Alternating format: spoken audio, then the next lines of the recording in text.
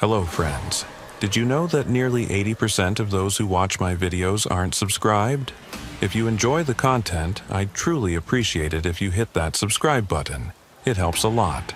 Also, don't forget to leave a like and share your thoughts in the comments. Your interaction not only supports the channel's growth, but also helps these stories reach more people. Thank you all for being here. By the way, where are you watching from? Let me know in the comments.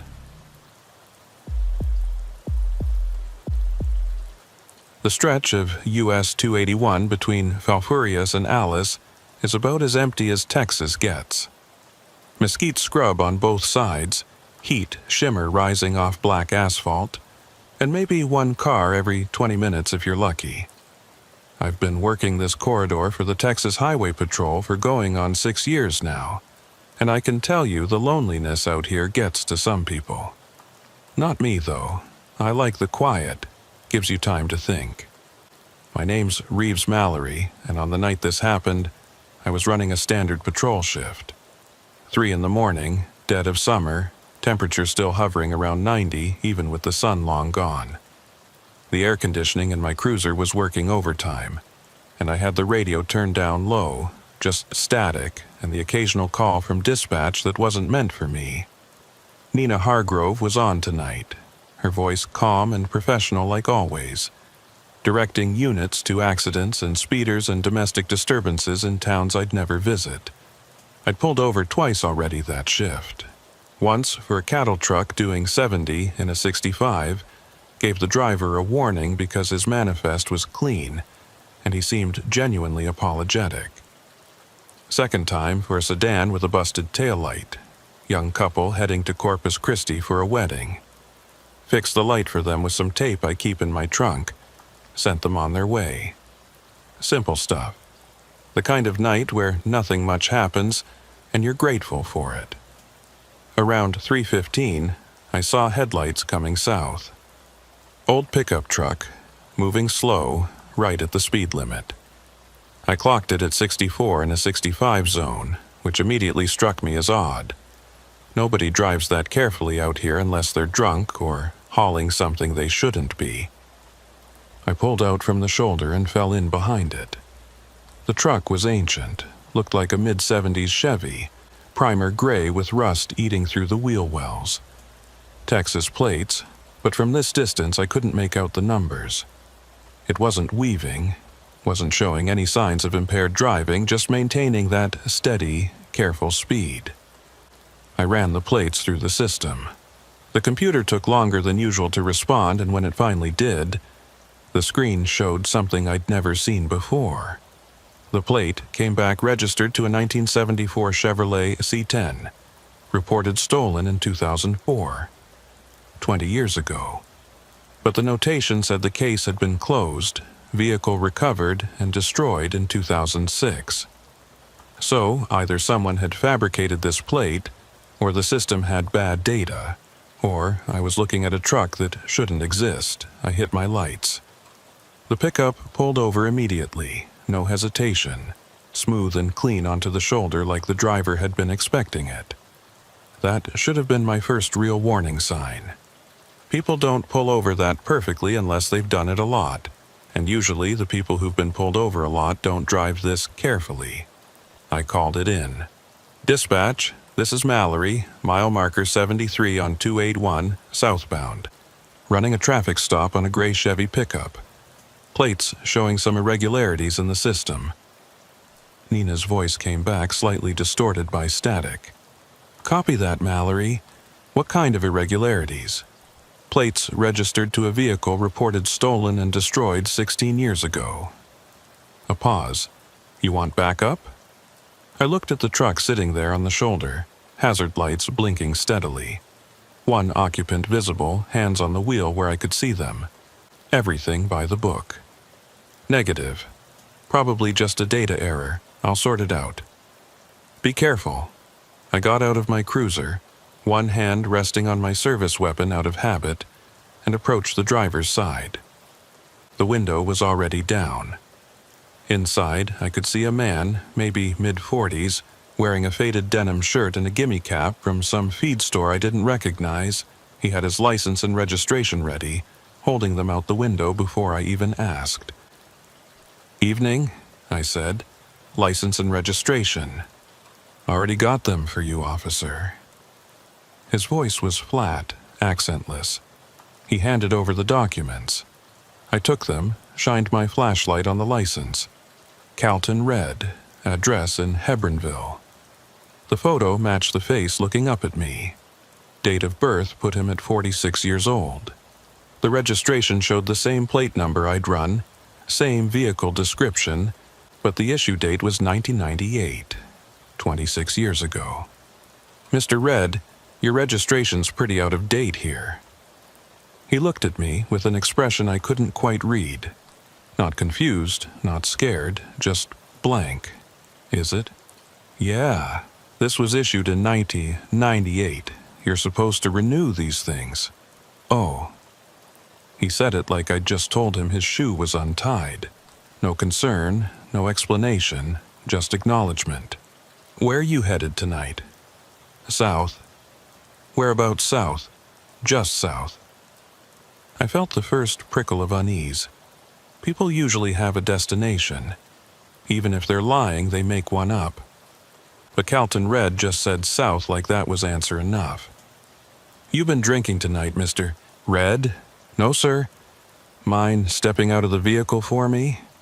He complied immediately, moving with that same strange smoothness I'd noticed when he pulled over.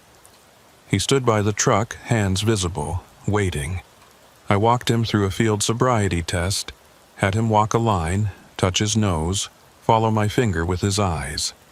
He passed everything perfectly, too perfectly. His movements were mechanical, precise, like he was a robot programmed to pass a sobriety test. "Mr. Red, I'm going to need you to wait here while I check something." He nodded and stood there, not fidgeting, not looking nervous, just standing. I went back to my cruiser and called it in again. "Dispatch, Mallory, I need you to run a name for me. Calton Red, REDD, Texas DL." I read off the license number. Nina's voice came back after a minute. "Mallory, I'm showing Calton Red with that license number, but there's a flag on the file." "What kind of flag?" "Deceased. File shows he died in 2004. My hand tightened on the radio. "Say again?" "The license holder is listed as deceased. Date of death August 12th, 2004. I looked out my windshield at Calton Red standing beside his truck on the shoulder of US 281, very much not deceased. "Nina, I'm looking right at him." "I'm just telling you what the system shows." 20 years. The plate was reported stolen 20 years ago. Calton Red died 20 years ago. And yet here he was, standing on the side of the road with an expired registration from 1998, acting like none of this was unusual. I got out of my cruiser again, approached him slowly. "Mr. Red, the computer's showing some conflicting information about your license." "Okay." "It's showing you as deceased." He looked at me with those blank eyes. "Am I?" The way he said it, like he genuinely didn't know, made my skin crawl. "Mr. Red, what year is it?" He thought about that for a long moment. 2004. "No, sir, it's 2024. He processed that with no visible reaction, just nodded slightly, like I'd corrected him on something trivial. I didn't know what to do. This wasn't covered in any training I'd ever received. The man wasn't drunk, wasn't on drugs as far as I could tell, wasn't violent or threatening. He was just wrong. Fundamentally wrong in a way I couldn't articulate. "Mr. Red, I'm going to need you to come with me. We need to sort this out." "Where are we going?" "Station's about 40 minutes north. We'll get this straightened out there." He nodded and started walking toward my cruiser. I stopped him, told him to stay put, went to secure his truck first. I wanted to check the interior, make sure there wasn't anything in there that would explain this. I opened the driver's door and immediately noticed the smell. Not bad, Not like rot or decay, just old. The smell of a vehicle that had been sitting unused for a very long time.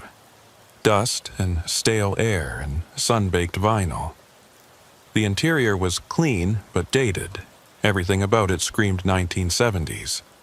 The radio was one of those old AM units with a dial and physical buttons. The bench seat was covered in cracked vinyl. There was a layer of dust on the dashboard, so thick it looked like it had been sitting in a barn for years. But the engine had been running. I'd heard it when I pulled up behind him. It had been running and driving and operating like a normal vehicle. I checked the glove box. Inside was the registration I'd already seen. A map of Texas so old the paper was yellowing, and a Polaroid photograph. I picked up the photo, held it in my flashlight beam. It showed a man standing beside the gray Chevy pickup. The man was younger than Calton Red appeared now, maybe in his 20s, but it was definitely the same person. Same face, same build. He was smiling in the photo, one hand resting on the truck's hood, and in the background I could see a gas station that looked like it hadn't existed since the 80s. Written on the white border of the Polaroid in faded blue ink was, "Me and my truck, 1998. 26 years ago. I closed the glove box and backed out of the truck, suddenly wanting to be away from it, away from the smell of old time trapped inside. I looked at Calton Red standing beside my cruiser, patient and blank, and I made a decision. "Mr. Red, I'm going to follow you home. Lead the way." He looked confused for the first time. "Home? Yeah, your address in Hebronville. I'll follow you there, make sure you get back safe, and we can sort this out in the morning with the DMV." "I don't think I can go home." "Why not?" He struggled with the answer like he was trying to remember something from a long time ago. "I don't think it's there anymore." I felt cold despite the heat. "Your house?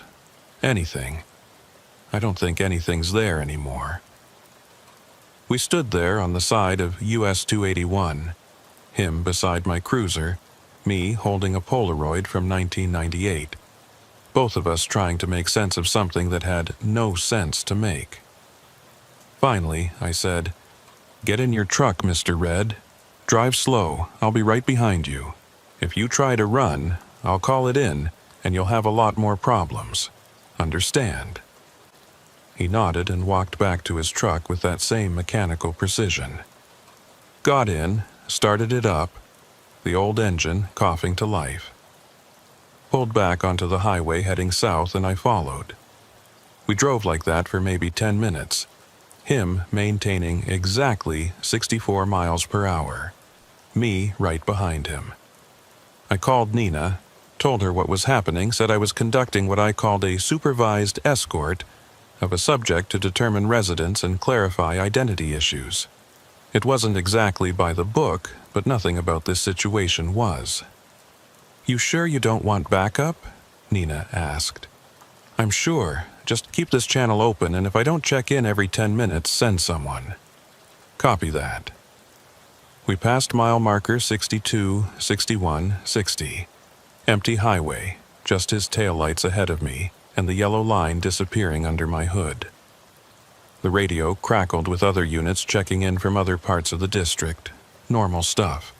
Routine calls. The world was going on like usual everywhere except here on this particular stretch of road with this particular truck. At mile marker 59, something changed. The truck's taillights flickered. Not like a bulb dying, but like they glitched. Like they skipped a frame. I blinked, wondering if I'd imagined it. But then it happened again. The whole truck seemed to flicker just for a fraction of a second, there and then not quite there, and then there again. I grabbed my radio. "Dispatch, Mallory, I'm seeing something strange with the subject vehicle." Define strange. How could I define it? The lights are flickering, the whole vehicle looks like it's, I don't know, losing signal. Losing signal? "Mallory, are you okay?" I didn't get a chance to answer because that's when my dash cam died. Just went black. No warning, no gradual failure. Just instant darkness where the recording light had been. Same with my body cam. The little red indicator light that showed it was recording just went out. Nina, my cameras just failed. Both of them. What? And then the truck in front of me was gone. Not slowly, not like it drove away or turned off. Just gone. Instant. 1 second, I was looking at its taillights, and the next I was looking at empty highway, stretching into darkness. I slammed on my brakes, came to a stop in the middle of the road, and sat there with my heart hammering, trying to understand what I'd just seen. The radio was dead silent. No static, no Nina's voice, just nothing. I keyed the mic. "Dispatch, Mallory, do you copy?" Nothing. I put my cruiser in park, got out, stood on the empty highway. The night was absolutely silent except for the tick of my engine cooling. No crickets, no wind, no distant traffic. Just silence. I walked forward, shining my flashlight at the asphalt, looking for tire marks, brake marks, any evidence that the truck had been there. The highway was clean, undisturbed. I walked 50 yards, 100, sweeping my light back and forth. Nothing. Then I heard it. Behind me, an engine starting. The same rough idle of that old Chevy. I spun around, and there it was, right where it had been when I first pulled it over, sitting on the shoulder at mile marker 73. Hazard lights blinking. Like we'd never left. Like the last 20 minutes had never happened. I walked back to it slowly, flashlight up, hand on my weapon. Got to the driver's window. Empty. The truck was empty. No Calton Red, no driver. Just an empty cab with the engine running and the hazards flashing. I pulled my radio, tried again. This time it worked. Nina's voice came through immediately. "Mallory, you there? You stopped checking in." "Yeah, I'm here." "I'm at mile marker 73. The truck is back." "Back? I show you never left that location." "Nina, I followed this guy for 10 minutes south.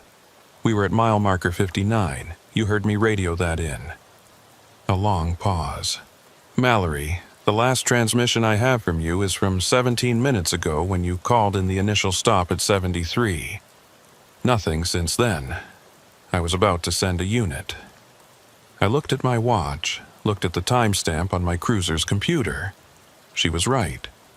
According to every clock I could see, no time had passed. The whole drive south, the flickering, the disappearance, all of it had happened in 0 seconds. "Nina, send someone. I need someone else to see this. What's going on?" "I don't know." While I waited for backup, I searched the truck. It was exactly as I'd left it. Same dust, same old smell, same Polaroid in the glove box. But now there was something else. Sitting on the passenger seat was my flashlight. The one I'd been holding when I walked around the truck earlier. The one I currently had in my hand. I looked at the flashlight on the seat, looked at the one in my hand. Same model, same wear pattern, same scratches on the handle from where I'd dropped it 100 times. 2 identical flashlights, both mine, both existing at the same time. Backup arrived 20 minutes later. 2 units, 4 officers, including my supervisor. They documented everything, took photos, ran every check possible. The truck came back the same way, stolen in 2004, destroyed in 2006. The license plate was photographed and bagged as evidence. The Polaroid was cataloged. The duplicate flashlight was examined and confirmed to be identical to mine down to the serial number. The truck was impounded and towed to a forensics bay in Corpus Christi. I gave a statement that took 4 hours. Described everything. The drive south that didn't happen, the flickering, the disappearance, the impossible return. They didn't say I was lying, but I could see it in their eyes. They thought I'd fallen asleep at the wheel, dreamed the whole thing.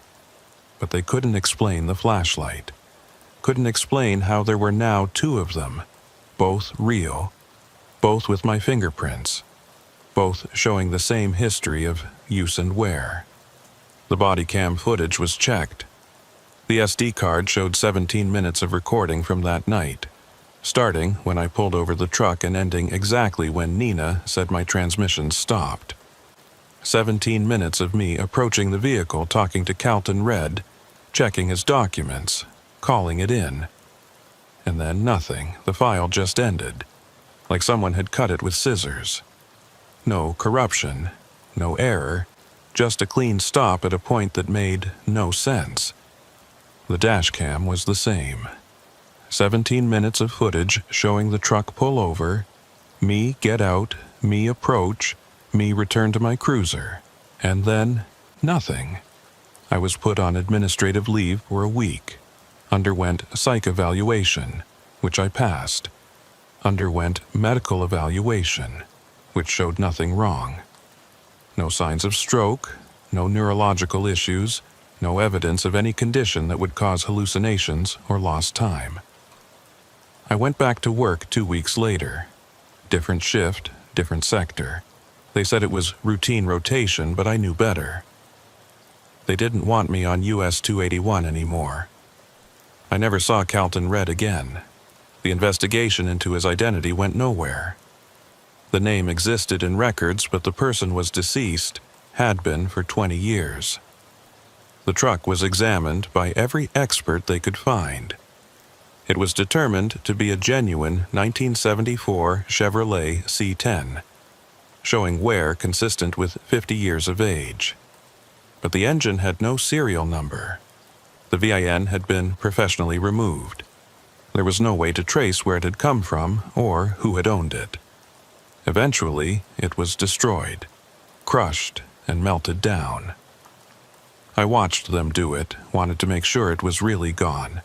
But even as I watched that old gray truck get fed into the crusher, I couldn't shake the feeling that it didn't matter. That somewhere on some dark highway, it was still out there, still being pulled over, still existing in that space between one moment and the next. I kept the duplicate flashlight. It sits in my gear bag now, right next to the original. Sometimes I take them both out and look at them, trying to find some difference, some sign that one is real and one isn't. But there is no difference. They're both real, both impossible. 3 months after it happened, I was working a day shift on Highway 77 when I got a call about an abandoned vehicle. Old pickup truck, gray, sitting on the shoulder with the engine running and nobody inside. I took the call, drove out there with my heart in my throat. It wasn't the same truck. This one was a Ford, newer, belonging to a rancher who'd walked away to check his fence line and left it running. Simple explanation. Nothing strange about it. But for those 5 minutes between getting the call and arriving on scene, I was back on US 281 at 3 in the morning, watching taillights flicker and disappear, feeling time fold in on itself. I still work for the Texas Highway Patrol, still pull over speeders and check licenses and write tickets, but I don't work nights anymore. Can't bring myself to do it. Because sometimes when I'm driving home after shift, when the sun's going down and the heat's still rising off the asphalt, I see them. Old trucks, mostly. Gray or primer-colored or rust-eaten, driving just under the speed limit, being too careful. And I let them pass. I watch them go, watch their taillights disappear into the distance, and I don't follow. Because some stops aren't meant to be made. Some vehicles aren't meant to be pulled over. And some moments in time don't want to be remembered, don't want to be recorded, don't want to exist anywhere except in that space between one heartbeat and the next where the cameras stop working and the radio goes dead, and you're alone with something that shouldn't be there but is. I still have the Polaroid. They let me keep it after the investigation closed. It's in my glove box now, that picture of young Calton Red standing beside his truck in 1998, smiling like he had his whole life ahead of him. Sometimes I look at it and wonder where he was going that night, where he'd been going for the last 20 years, driving the same stretch of highway over and over, stuck in some loop he couldn't break free from. And sometimes, late at night when I can't sleep, I wonder if he's still out there. Still driving south on US 281, hands at 10 and 2, speed exactly 64 in a 65 zone, waiting for someone to pull him over, to ask him where he's going, to tell him what year it really is. Still waiting for someone to help him find his way home. The FM roads in West Texas are a different kind of lonely. Not like the interstate where you've got other traffic, other people. Out here on the farm to market routes you can go hours without seeing another soul. Just you and the mesquite and the oil pumps nodding their heads like they're agreeing with something you can't hear. I'm Dane Huxley, been with the Texas Highway Patrol for 11 years now, working the territory between Fort Stockton and Marathon. It's mostly ranches and oil fields out here, population measured in single digits per square mile. The kind of place where everyone knows everyone, and strangers stick out like blood on white paint. It was October, that time of year when the heat finally breaks but hasn't quite let go. Still hitting 90 during the day, dropping to 60 at night. I was running patrol on FM 23.1, one of those roads that goes from nowhere to nowhere, connecting ranch gates and oil access points.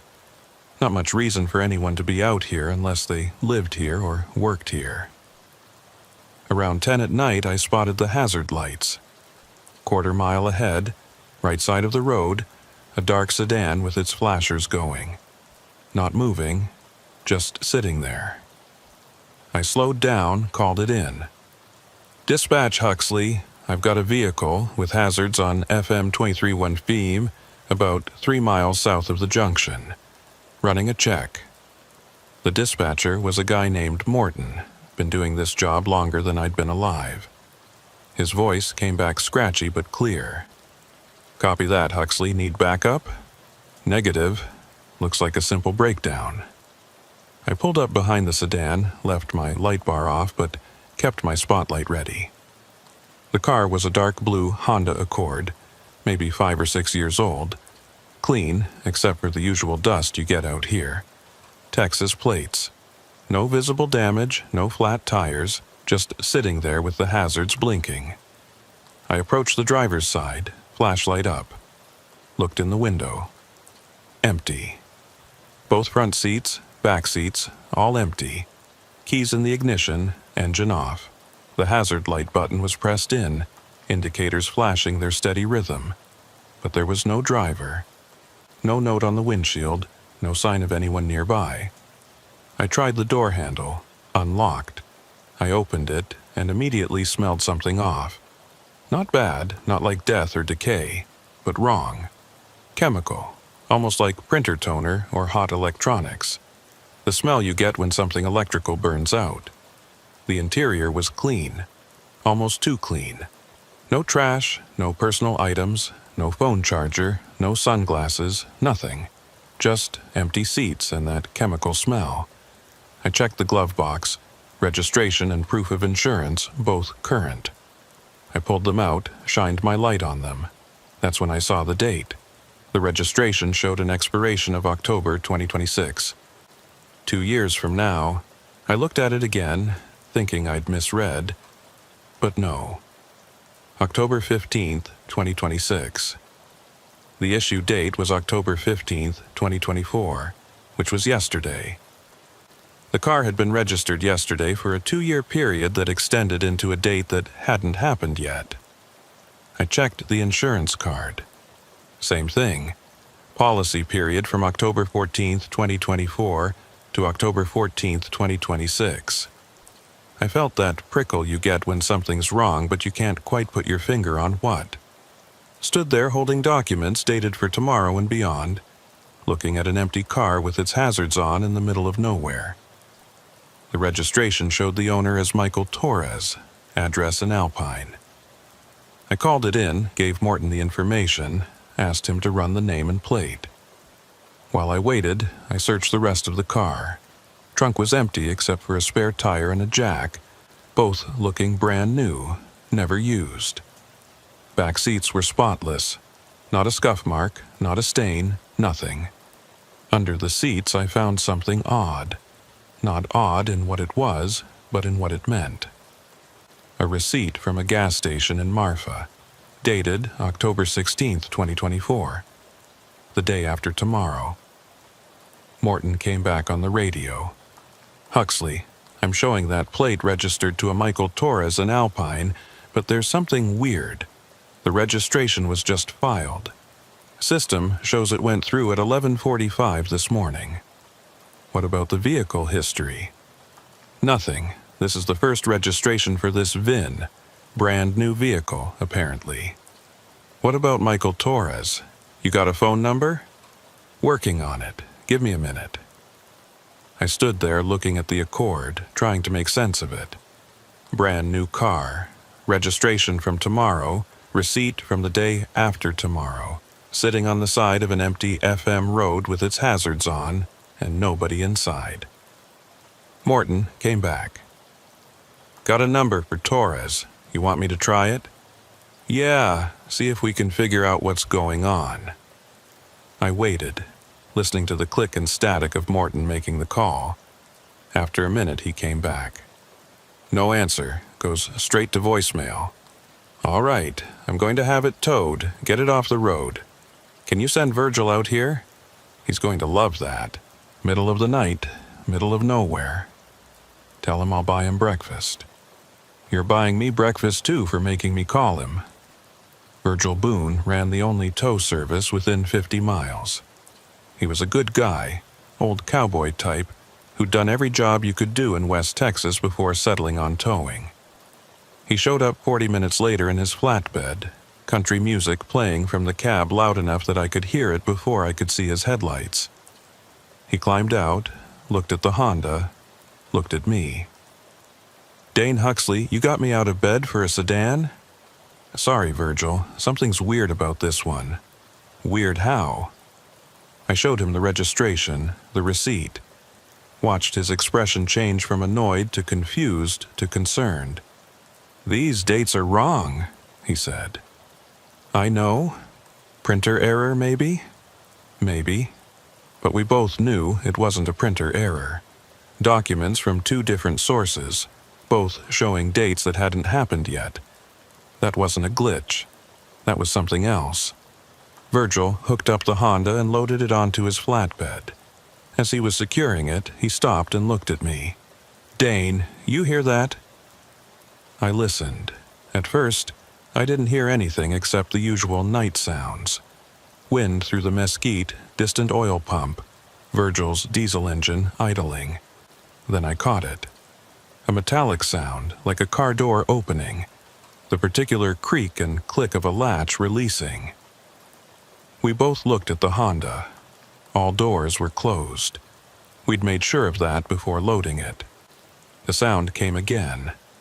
Definitely a car door. Opening and closing. But the Honda wasn't moving, wasn't showing any sign of activity. All four doors visibly shut. "That's not coming from the car," Virgil said quietly. "Where's it coming from?" He pointed into the darkness west of the road. "Out there." We stood there listening.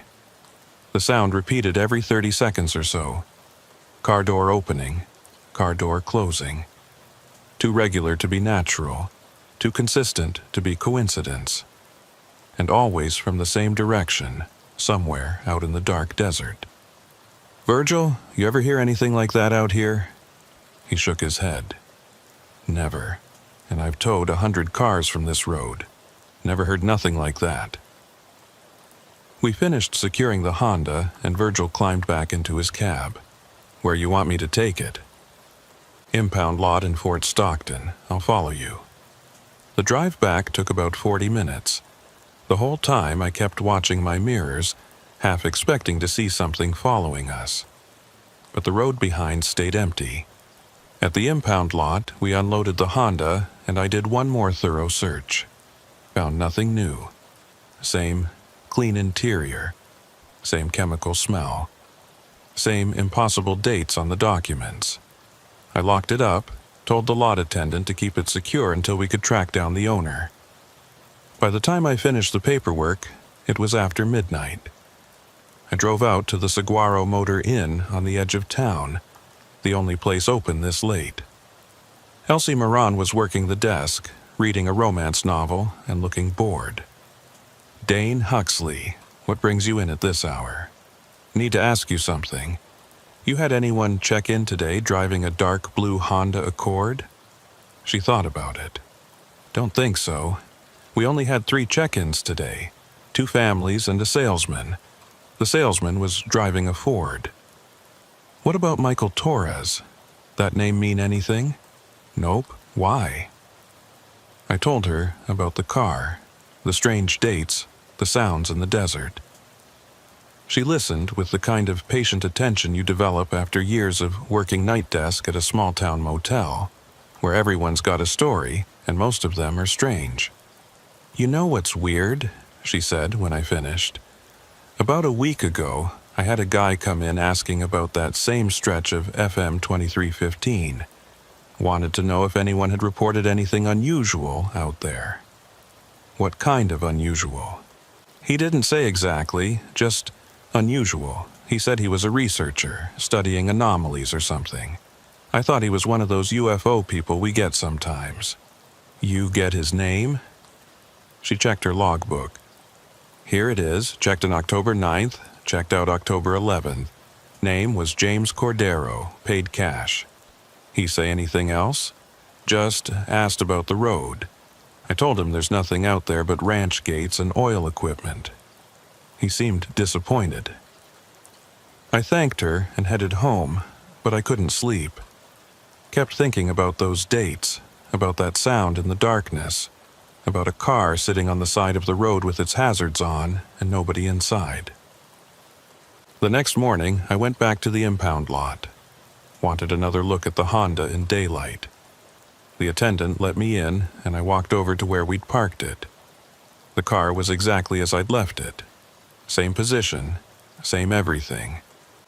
I looked through the windows, confirmed it was still empty, still clean, still showing no signs of ever being used. Then I saw something I'd missed before. On the passenger seat, partially hidden by the shadow of the headrest, was a phone. I tried the doors, still unlocked, same as last night. Reached in and grabbed the phone. It was an iPhone, newer model, screen cracked across one corner. I pressed the power button. The screen lit up, showing a lock screen with a photo of a man standing in front of a desert landscape. The timestamp in the corner showed 3:47 p.m., October 16th, 2024, the day after tomorrow. I tried to unlock it, but it needed a passcode. I bagged it as evidence, logged it, took it back to my vehicle. Called Morton. Asked him to contact Apple, see if we could get into it with a warrant based on the abandoned vehicle. That process took 3 days. By the time we got into the phone, it was October 17th. The dates on the registration had passed. We were now in the future those documents had been describing. The phone belonged to Michael Torres, confirmed by the data inside. The last messages showed a conversation with someone named Elena, dated October 16th. Just 2 days ago from our current perspective, but when I'd found the phone, that date had been in the future. The messages were strange.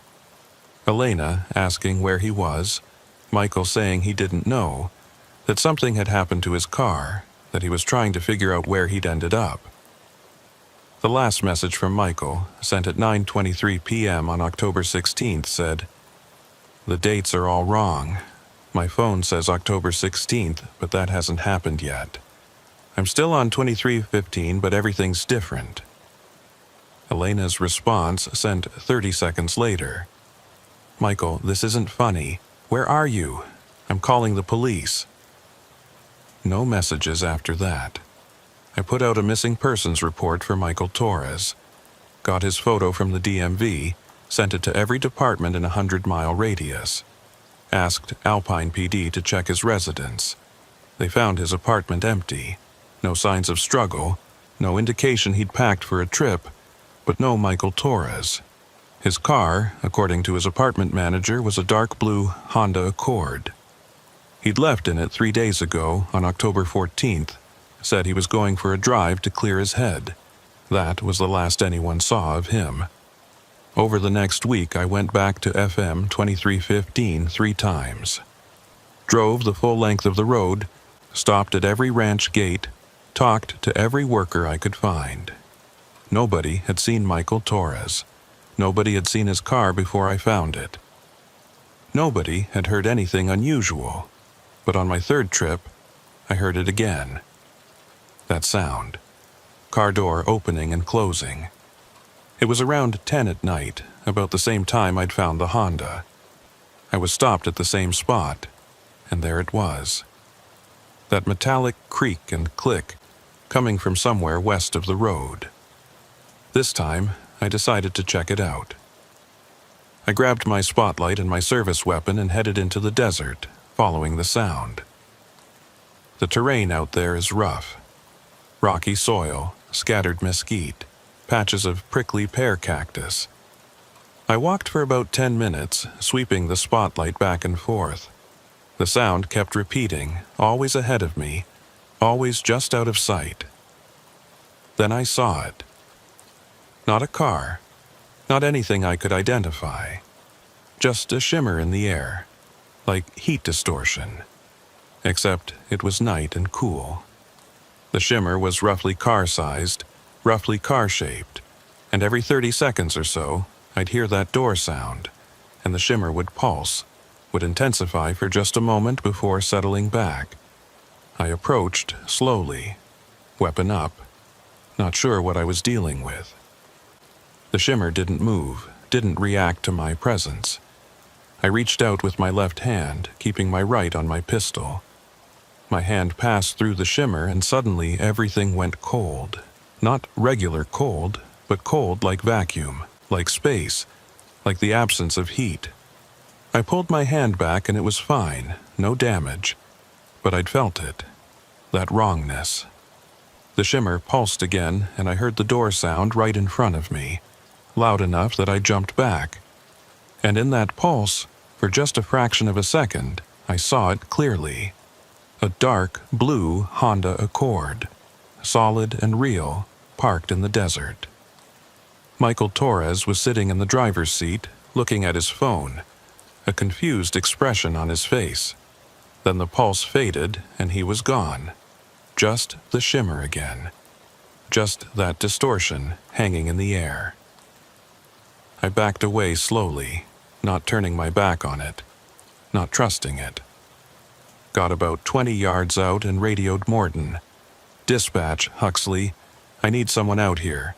FM 2315, 3 miles south of the junction. I don't know what I've got." What's the situation? How could I explain it? Just send someone and bring a camera.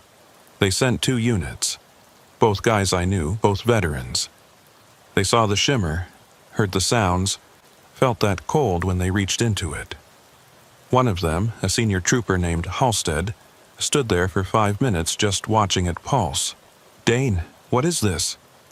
"I think it's the car. The Honda I found last week. I think it's still here, just not in our time." "That doesn't make any sense." "I know." But it was the only explanation that fit. Somehow, Michael Torres had driven onto FM 2315 and ended up displaced. Not in space, but in time. His car had started showing up before it was supposed to. His documents dated for days that hadn't occurred yet, and now he was stuck somewhere between October 14th and October 16th, driving an endless loop on a road that existed in multiple timelines. We documented everything. Photos, videos, measurements. The shimmer showed up on camera as a distortion, like looking at something through heat waves. The sound recorded clearly. The temperature drop was measurable, a 15-degree difference between the shimmer and the surrounding air. Eventually, we had to leave it. Couldn't stay out there forever. Couldn't guard a shimmer in the desert. I went back the next day. It was gone. The spot where it had been looked normal. No shimmer, no sound, no temperature change. I kept checking that stretch of road, though. Every shift, I'd drive FM 2315, stop at that spot, listen. Sometimes I'd hear it. Most times I wouldn't. The shimmer would appear and disappear, following some pattern I couldn't predict. 3 months later, I got a call from Elena, Michael's girlfriend from the phone messages. She wanted to know if we'd found anything. I told her the truth. We'd found his car, but not him. We had evidence he'd been on FM 2315, but no leads on his current location. She told me something that made my blood freeze. "Officer, I've been getting messages from him." "What kind of messages?" "Texts. They started about a week ago. They're dated from back in October 16th specifically, but they're arriving now. He keeps saying he's lost, that he can't find his way back, that the road he's on doesn't go anywhere anymore. Can you forward them to me?" She did. I looked at them on my phone, at messages sent from October 16th, but received in January. The timestamps showed them originating more than 2 months ago, but they'd only just arrived, like they'd been traveling through time, slowly catching up to the present. The last message, received this morning, said, "I can see other cars sometimes. They drive right past me, but they can't see me. I flash my lights, I honk my horn, but they keep going. It's like I'm not really here anymore, like I'm a ghost on a road that forgot I exist." I went back to FM 2315 that night. Drove it at exactly 10 p.m., the time I'd originally found his car. And I saw it, for just a moment. Dark blue Honda Accord, hazard lights flashing, sitting on the shoulder. I slowed down, started to pull over. It vanished. I stopped anyway, got out, stood at the spot where it had been. Called out Michael's name. No response. Just wind and darkness, and the sound, faint now, of a car door opening and closing somewhere in the distance. I still work FM 2315. Still patrol that empty stretch of road. And sometimes, late at night when I'm the only person for miles, I see it. Hazard lights flashing in my peripheral vision. Gone when I look directly. A shimmer in the desert that pulses every 30 seconds. The ghost of a car that drove into the wrong moment and got stuck there. Elena stops calling after a while. The messages from Michael finally stopped coming. The investigation was officially closed, marked as a missing person with no leads. But I know where he is. He's still out there, still driving FM 2315, still trying to find his way back to a time that's moved on without him. His car registered for a future that arrived and passed. His documents dated for days that came and went while he remained trapped in that space between October 14th and October 16th. And every time I drive that road, I look for him. I watch for hazard lights. Listen for that metallic door sound. Feel for that cold that means he's nearby but unreachable. Because maybe one day, the timing will line up. Maybe one day he'll flicker into existence at exactly the right moment and I'll be there to pull him back. But I don't think that day's coming. I think some roads don't lead anywhere anymore. Some dates don't arrive when they're supposed to. And some people slip through the cracks in time and can't find their way home. I keep his phone in my glove box. Can't bring myself to turn it in as evidence or give it back to Elena. Sometimes I look at that cracked screen, at the last messages he sent, and I wonder what he's seeing right now. If he's still confused, still trying to understand why October 16th never ends. If he knows he's been driving for months in a time period that only lasted 3 days. If he knows that everyone's moved on while he's still stuck there, still turning his hazard lights on, still waiting for someone to stop and help him, still waiting for someone to see him. The thing about FM roads in the Big Bend region is they're not really meant for through traffic. They connect ranches to other ranches, oil wells to county roads. tiny communities to slightly less tiny communities. If you're on one and you're not local, you're either lost or running from something. Names: Tavin O'Shea. I've worked this territory for the Texas Highway Patrol for 8 years, based out of a station so small it's basically a trailer with a flag.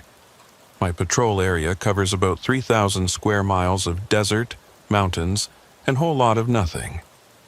On a busy night, I might respond to 2 calls. On a quiet night, I drive 400 miles and never see another human being. It was February, cold for West Texas. Temperature was dropping into the 40s at night, which doesn't sound bad until you're standing outside in wind that's come straight across 100 miles of open desert with nothing to slow it down.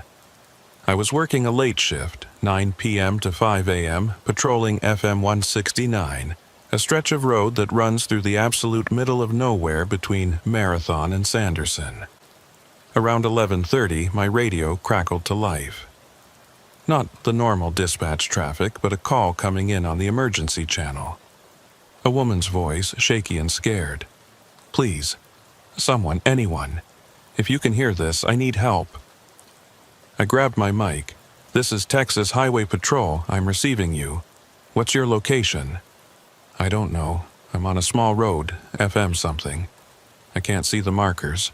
My car broke down and there's..." Static cut her off. "Ma'am, you're breaking up. Can you describe your location? Any landmarks?" More static. Then her voice came back, clearer. "There's nothing, just road and desert. I'm in a white Subaru, I've got my hazards on.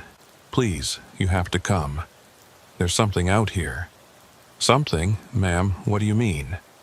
"There was someone. I saw someone in my headlights. They were walking toward my car, but then they started walking backward, away from me, but they were still facing me, walking backward into the dark. I don't understand what I'm seeing." I felt that familiar tingle of adrenaline.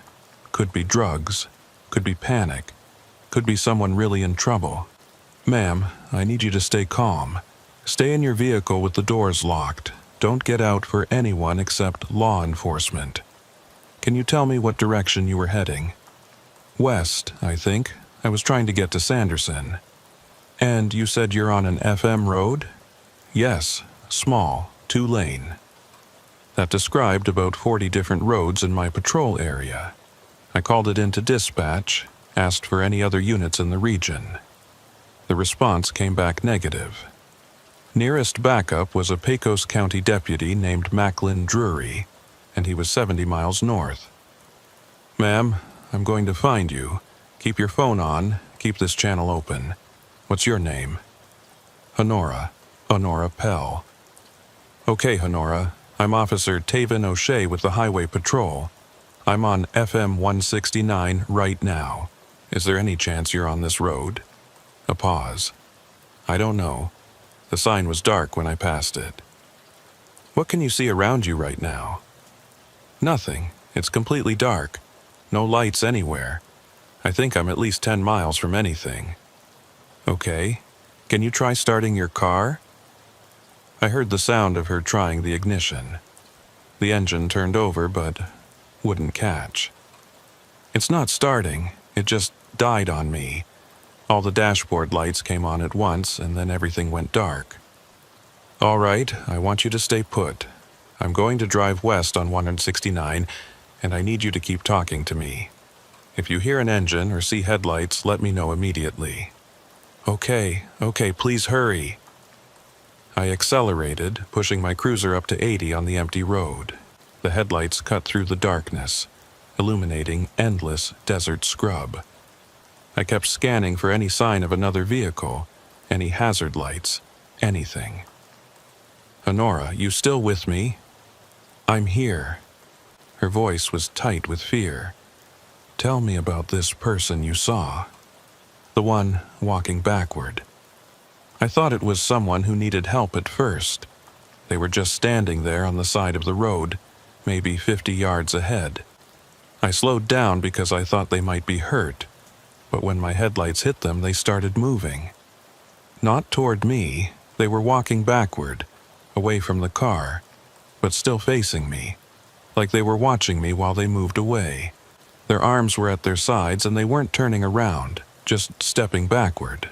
Perfectly smooth and fast, too fast. Could you see what they looked like? Not really. The light only caught them for a few seconds. Tall, I think, wearing dark clothes, but the way they moved was wrong. Nobody moves like that. I checked my odometer. I'd driven 12 miles west. Nothing.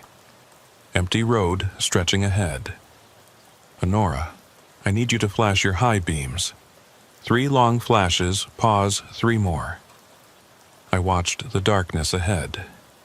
Nothing. I did it. Did you see? No, not yet. I'm going to keep driving west. You keep that radio on. I drove another 8 miles. Called Macklin Drury, asked him to approach from the north, cover some of the side roads that branched off the main FM routes. He copied, said he was en route. Then Honora's voice came back, urgent. It's back, the figure. I can see it in my rearview mirror. It's standing behind my car now. How far behind you? Maybe 20 feet, just standing there. Not moving, just standing. Can you describe it now? It's too dark, but it's tall. Really tall. Taller than anyone should be. And its arms are too long. Oh God, it's moving again. It's coming closer. Honora, do not get out of the car. Keep your doors locked. It's right behind me now. Right behind the car. I can't see it in the mirror anymore because it's too close. I pushed the cruiser harder. 90 now. Dangerous on these roads, but I didn't care. Honora, talk to me. What's happening? It's at my driver's side window. I can hear it. It's touching the glass. Oh God, what does it want? Don't look at it. Keep your eyes forward. I'm coming.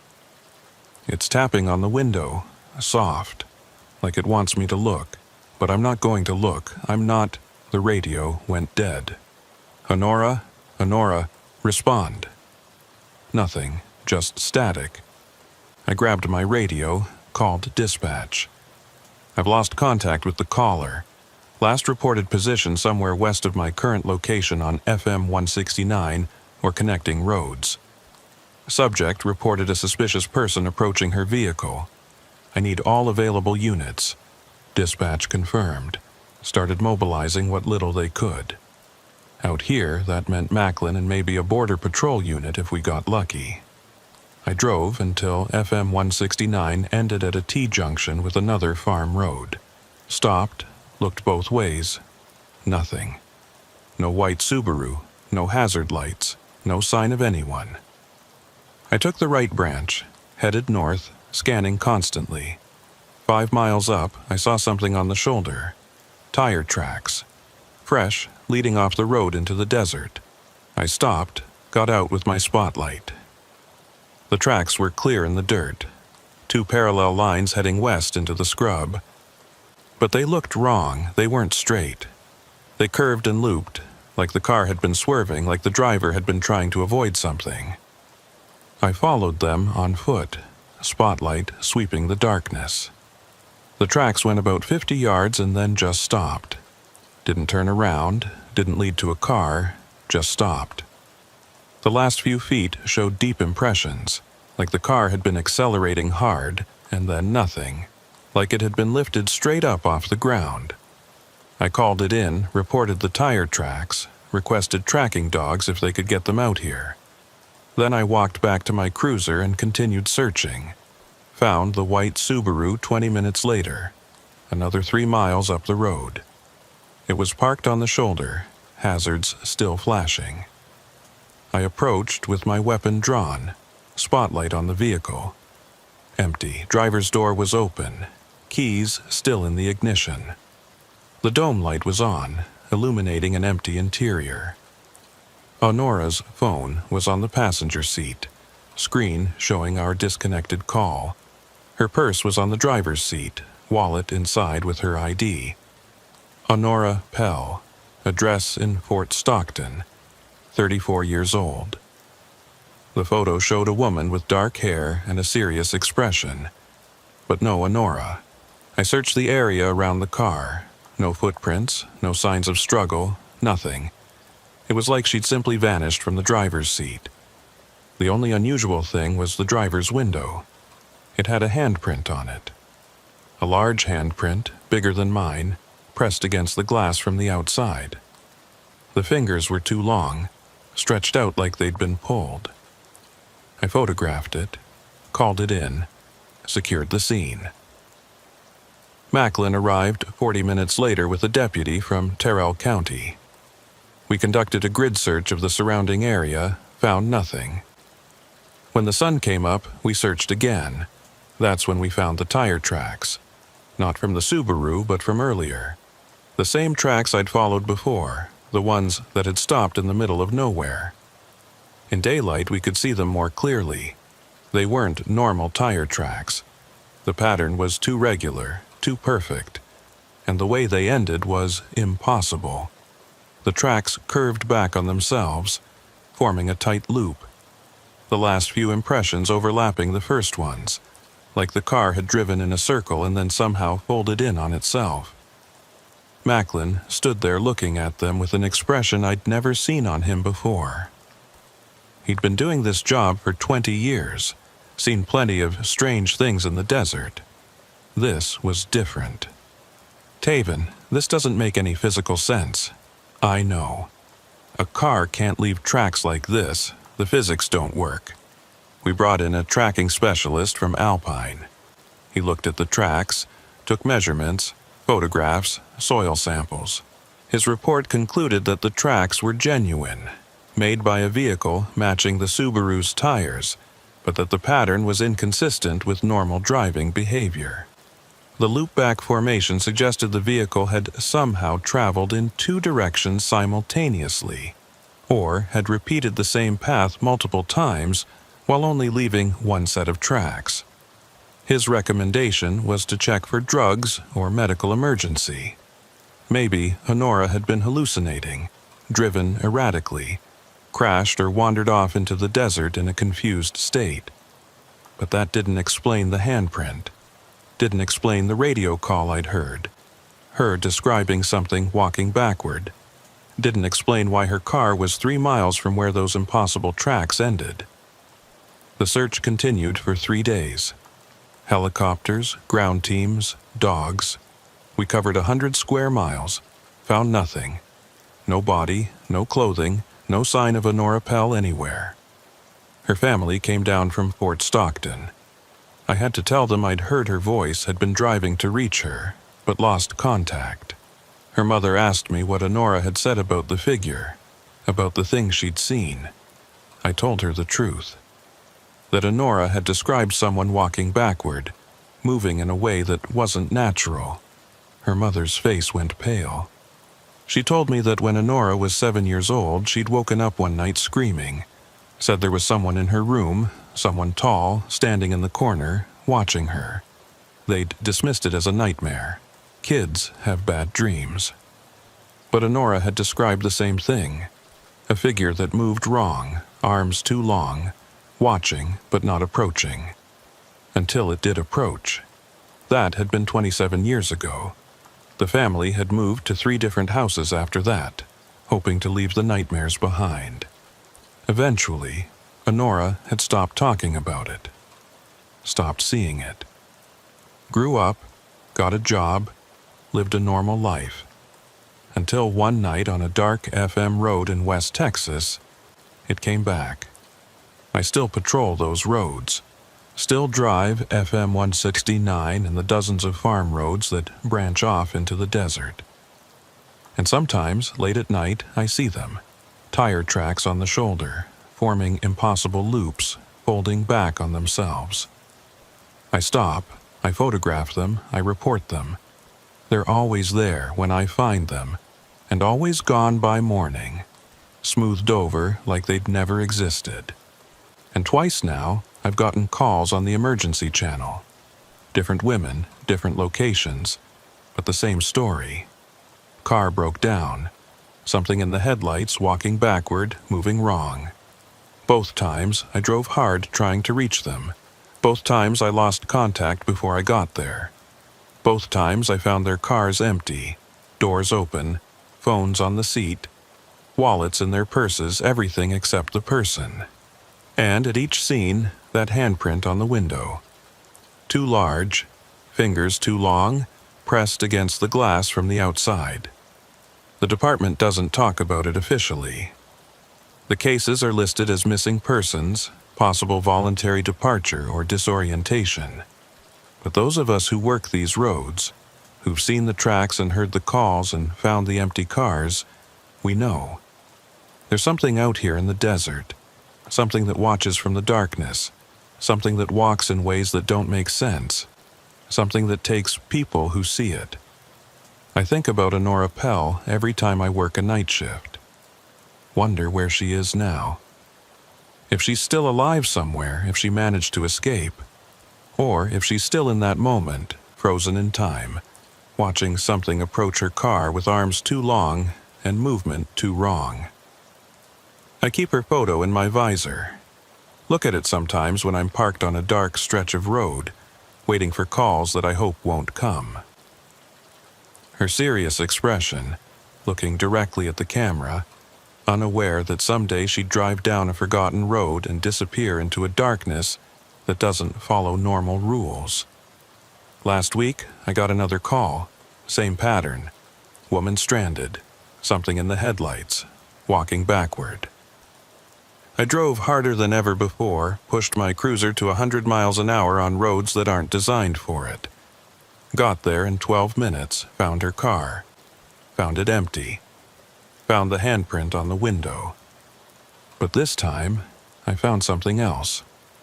Footprints in the dust beside the car. Not the woman's.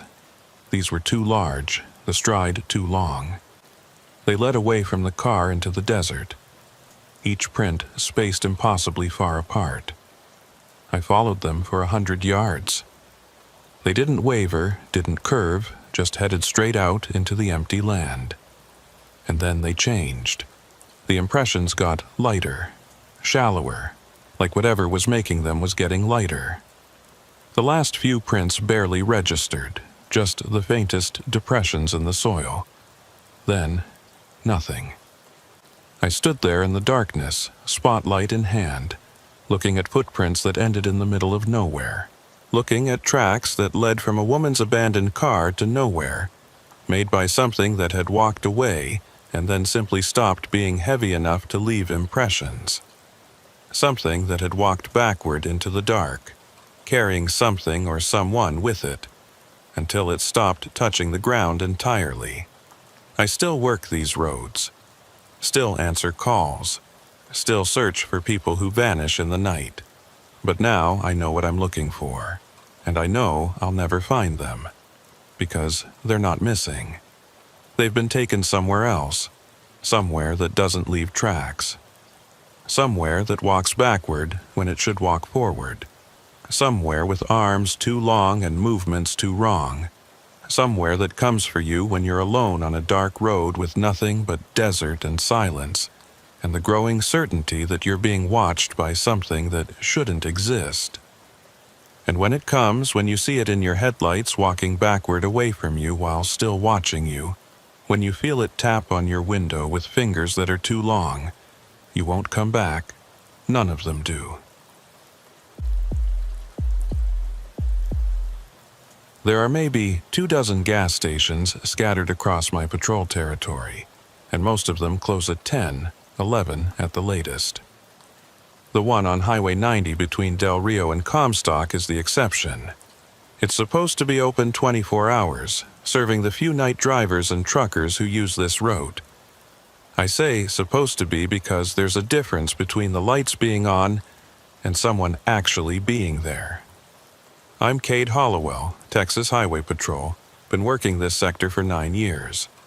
I know every gas station, every rest stop, every patch of shoulder where people pull over. I know their hours, their owners, their quirks. The quick stop on Highway 90 is probably the most reliable one. Clean bathrooms, fresh coffee, and a guy named Briar Ellington who works the overnight shift and never complains about the isolation. It was early March, one of those nights where winter's trying to come back for one last round. Temperature had dropped to the 40s, wind was picking up, and the forecast was calling for possible freezing rain by morning. I'd been patrolling since 10 p.m., hadn't seen more than a handful of vehicles. A couple of border patrol trucks, one semi-hauling produce, a few passenger cars. Around 2:30 in the morning, I decided to stop at the quick stop. Wanted to grab some coffee, check in with Breyer, make sure everything was quiet. It was a routine stop, the kind I'd made hundreds of times before. The station sits by itself on a flat stretch of highway, surrounded by scrubland on all sides. The building is small, just the convenience store and 4 pumps under a canopy. There's a security light on a pole that illuminates the parking area, and the store windows glow with that familiar fluorescent brightness you see at every gas station everywhere. I pulled in, parked by the front door. Checked my watch, 2:47 a.m. The station looked normal, lights on, open sign glowing, no other vehicles around. I got out, stretched, headed for the door. Inside, the store was exactly as always. Rows of snacks and drinks, a coffee station in the back, a register counter with lottery tickets behind it. And behind the counter, Breyer Ellington, reading a paperback and looking half asleep. He glanced up when I came in. "Cade, slow night?" "Dead, you?" "Same. Had maybe 6 customers since midnight. You want coffee?" "Yeah, thanks." I walked to the coffee station, poured myself a cup, added cream. The clock on the wall above the coffee maker showed 2:51. I stood there for a minute, warming my hands on the cup, listening to the hum of the refrigeration units and the low murmur of a radio playing somewhere behind the counter.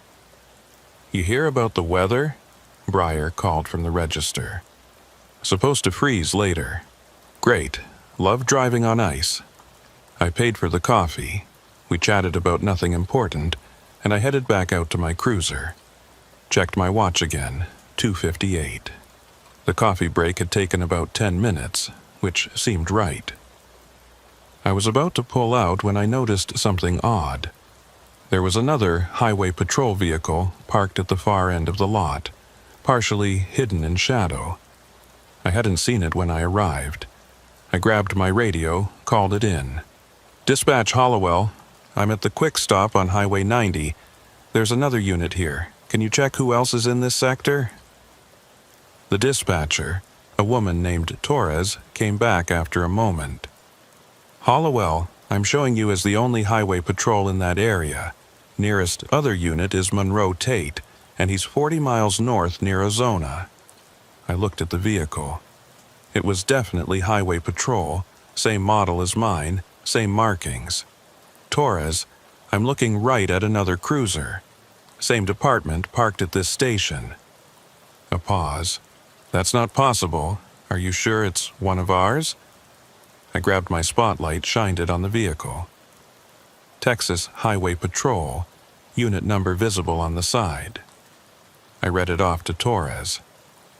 Another pause, longer this time. "Cade, that unit number was decommissioned 3 years ago. The vehicle was sold at auction." I felt that familiar prickle of wrongness. "Torres, this vehicle is here. It's parked maybe 30 yards from me. I'm going to send Monroe your way. He's probably 20 minutes out." "Copy that." I got out of my cruiser, approached the mystery vehicle slowly. It was clean, well-maintained, looked like it was in active service. I looked in the windows, empty. No equipment, no paperwork, nothing. Just an empty cruiser that shouldn't exist. I tried the door handle, locked. I walked around it, checking for any signs of tampering or modification. Everything looked legitimate, right down to the department decals and the light bar on top. I was about to head back inside to ask Breyer if he'd seen when this vehicle arrived, when I noticed something. The security cameras. The quick stop had 3 of them. One covering the pumps, one covering the parking lot, one covering the register inside. All of them were positioned to record everything that happened at the station. I went back inside. Breyer was still behind the counter, still reading his book. "Breyer, you got a minute? I need to check your security footage." He looked up. "Something wrong?" "Maybe. There's another patrol car out there, and I'm trying to figure out when it arrived." He shrugged, came around the counter. There was a small office in the back with a monitor showing the camera feeds. He pulled up the recorded footage, scrolled back to when I'd arrived. "There," I said. 2:47. That's me pulling in." We watched the footage. I saw my cruiser enter the frame, park by the door, saw myself get out and walk inside. The timestamp showed 2:47:03. We watched it play forward. 3 minutes of me being inside the store, then me coming back out at 2:50:15. But there was no other vehicle in the frame. The lot was empty except for my cruiser. "Breyer, rewind to before I arrived. Go back an hour." He scrolled back and we watched the footage at double speed. From 1:45 to 2:45, the lot was completely empty. No vehicles came or went. Nothing. "Cade, I don't see another car." I looked at the current live feed on the monitor. It showed my cruiser parked by the door, and nothing else. The space where the mystery vehicle was parked showed as empty on the camera. "Breyer, come outside with me." We walked out together. I pointed at the patrol car. "You see that?" He followed my finger, looked at the space. "See what?" "The cruiser. Right there." He stared at the spot for a long moment. "Cade, there's nothing there." I looked at it. I could see it clearly. White with Texas Highway Patrol markings, unit number on the side, parked about 30 yards away. "Breyer, I'm looking right at it." "Man, you okay? You want to sit down?" I walked toward the vehicle and Breyer followed me. I reached out, put my hand on the hood.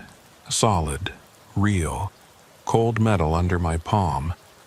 "I'm touching it right now." Breyer stared at my hand, which from his perspective must have looked like it was resting on empty air. "Cade, seriously, you're freaking me out." I pulled out my phone, took a picture of the cruiser, looked at the image on my screen. The photo showed the parking lot, my hand extended, but no vehicle, just empty asphalt. This was wrong on a level I couldn't process. I could see it, touch it, but cameras couldn't capture it and Breyer couldn't see it. That's when I noticed the time on my phone, 2:58. I checked my watch. 2:58.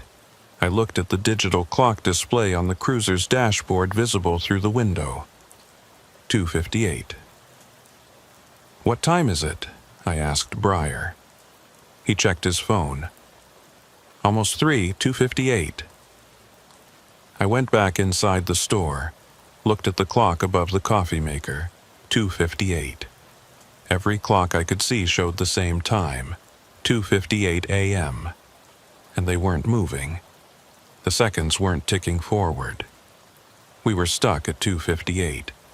"Breyer, look at your phone, look at the seconds." He did. His expression changed. "It's not moving. Why isn't it moving?" We stood there watching his phone, watching the time stay frozen at 2:58 shum. No progression, no change, just stuck. Then I heard it. An engine starting. I looked outside. The mystery cruiser's lights were on now. Headlights cutting through the darkness. The engine was running. I could hear it clearly. "You hear that?" I asked Breyer. "Hear what?" I walked outside. The cruiser's exhaust was visible, white vapor in the cold air. The engine sound was distinct, the particular rumble of the Crown Vic engines we used. But Breyer couldn't hear it, couldn't see the exhaust, couldn't see the vehicle. I approached it again. As I got closer, I could see someone in the driver's seat. A figure in a highway patrol uniform facing forward. I couldn't make out details through the tinted window, but someone was definitely there. I knocked on the window. "Sir, I need you to step out of the vehicle." The figure didn't move, didn't respond. Just sat there, hands on the wheel, facing forward. I tried the door again. Still locked. I walked around to the passenger side, tried that door. Also locked. The figure inside never turned, never acknowledged my presence. Then, all at once, every clock started moving again. My watch ticked forward to 2:59. My phone updated to 2:59. The dashboard clock in the mystery cruiser advanced to 2:59, and the vehicle vanished. Not gradually, not like it drove away. Just gone. Instant. I was looking at it through the passenger window, seeing that figure behind the wheel, and then I was looking at empty air. Empty parking lot. No car, no engine sound, no exhaust vapor. I stood there with my hand still raised, ready to knock on a window that no longer existed. Briar came running out. "Cade, what the hell just happened? The time just jumped. My phone went from 2:58 to 2:59 all at once, like a whole minute just skipped. Did you see it? The cruiser? I saw you standing there with your hand up, like you were knocking on something, but there was nothing there." I pulled out my radio. "Dispatch, Hollowell, what time do you show?" Torres came back. "Showing 2:59 a.m. Why?" "What was the last time I checked in with you?" "Approximately 2:45 when you reported the suspicious vehicle. And since then? Nothing. You've been off radio for about 14 minutes. I looked at my watch. According to my perception, I'd been at the station for maybe 20 minutes total. But somehow, a full minute had disappeared, had been stuck at 2:58 while I'd been interacting with a vehicle that shouldn't exist. Monroe Tate arrived 15 minutes later. He's a solid guy, been with the department longer than anyone. I told him everything, showed him where the cruiser had been parked. He listened without interrupting, which I appreciated. "You said the unit number was decommissioned 3 years ago?" "That's what Torres said." "You remember who used to drive that unit?" "No idea." He pulled out his phone, made a call, talked to someone for a few minutes, then hung up. "That unit was assigned to a trooper named Samuel Vickers. He worked this same sector you're working now." "Where is he now?" "He's dead, Cade. Killed in the line of duty 3 years ago." The cold settled deeper into my bones. "How did he die?" "Traffic stop went wrong. Late at night, out on Highway 90, about 5 miles east of here." He paused. The call came in at 2:58 in the morning. By the time backup arrived, he was gone. They found his cruiser running, lights still on, but no Samuel. Never found him. Never found who he stopped or what happened. Just an empty vehicle and a timeline that didn't make sense. I looked at the spot where the mystery cruiser had been parked. "Monroe, I think I just saw him." "You saw his car." "I saw someone in the driver's seat."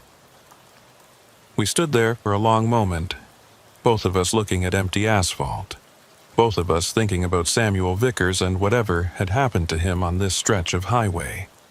"I want to see the security footage," Monroe said. We went back inside. Briar pulled up the footage again, showed Monroe the hour before I arrived. Empty lot, no vehicles. Then he showed the period when I was there. My cruiser pulling in, me getting out, me walking inside. And then something Monroe noticed that I'd missed. "Stop there," he said. "Go back 5 seconds."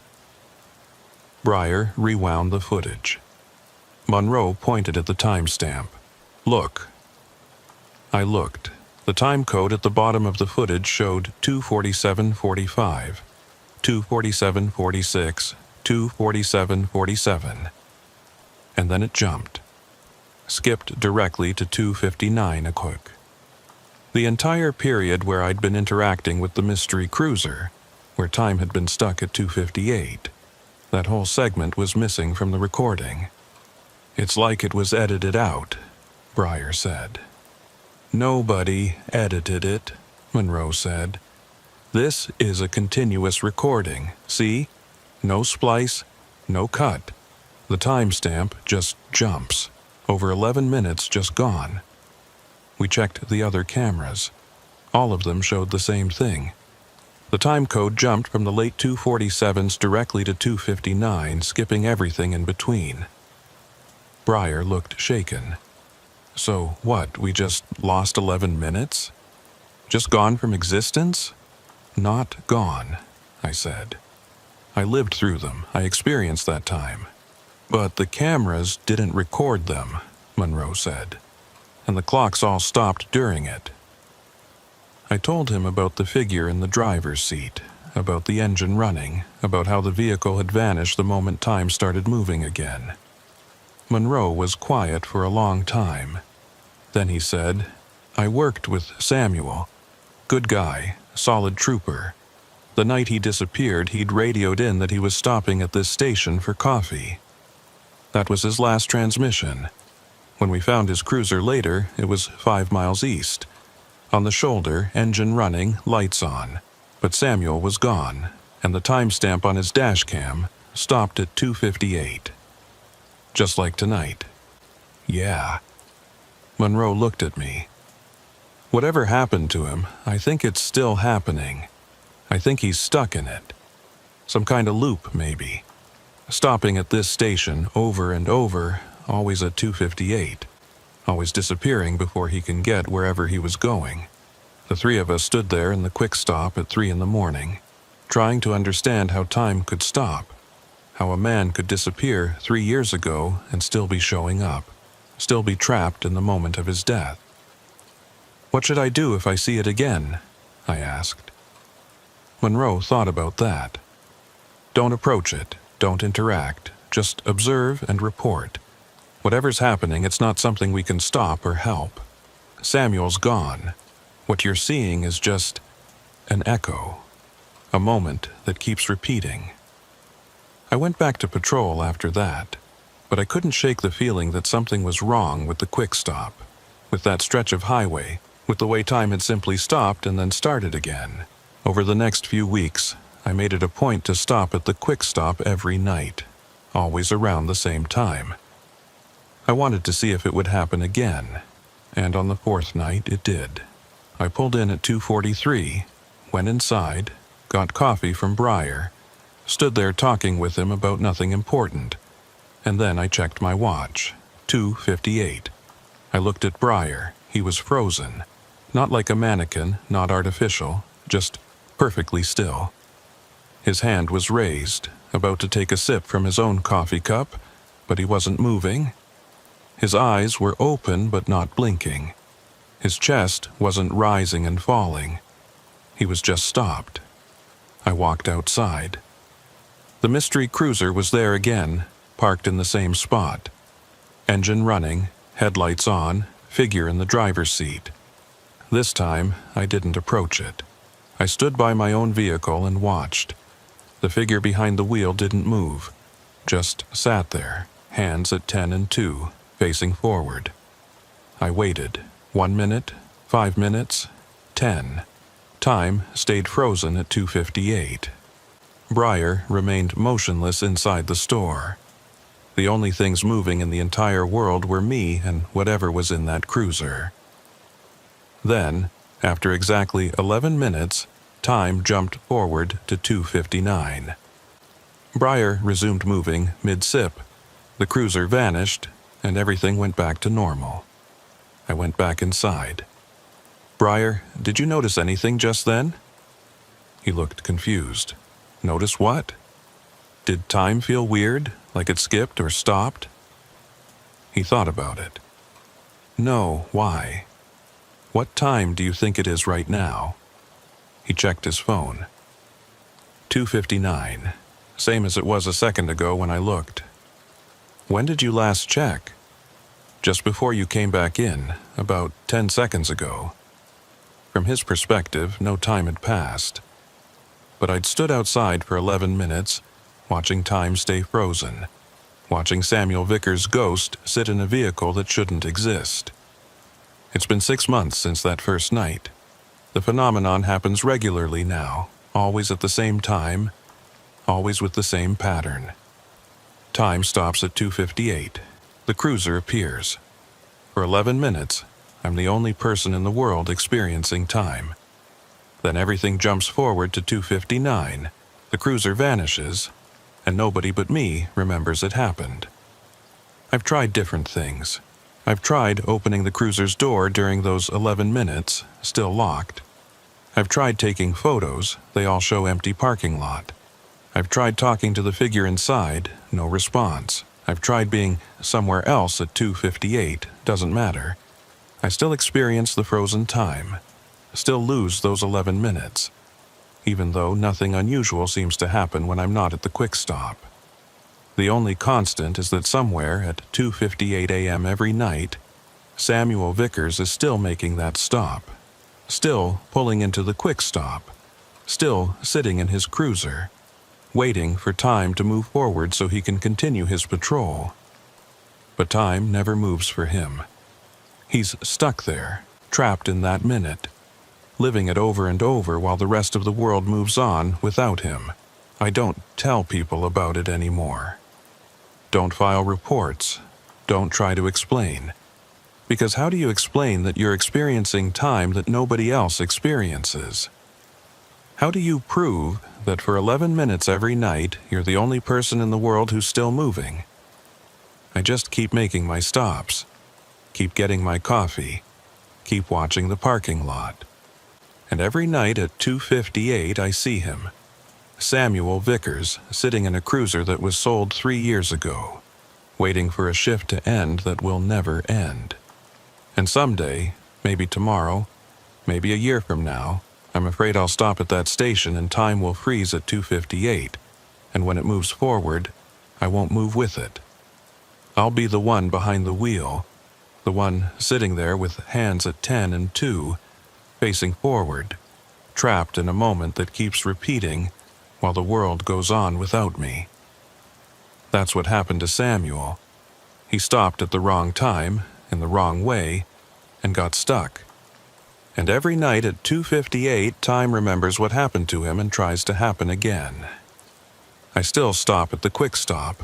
I still get coffee from Breyer. I still check my watch as the minutes tick closer to 2:58. And I wait to see if tonight's the night I don't make it past 2:59.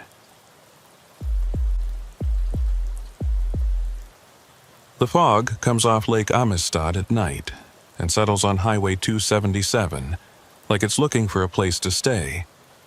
Not regular fog, not the kind that burns off when the sun comes up. This is thick, damp fog that hangs in layers and moves against the wind. You learn to drive slow through it, trust your headlights less than you'd like, and hope that whatever's ahead of you has their taillights on. My name's Loman Devereaux.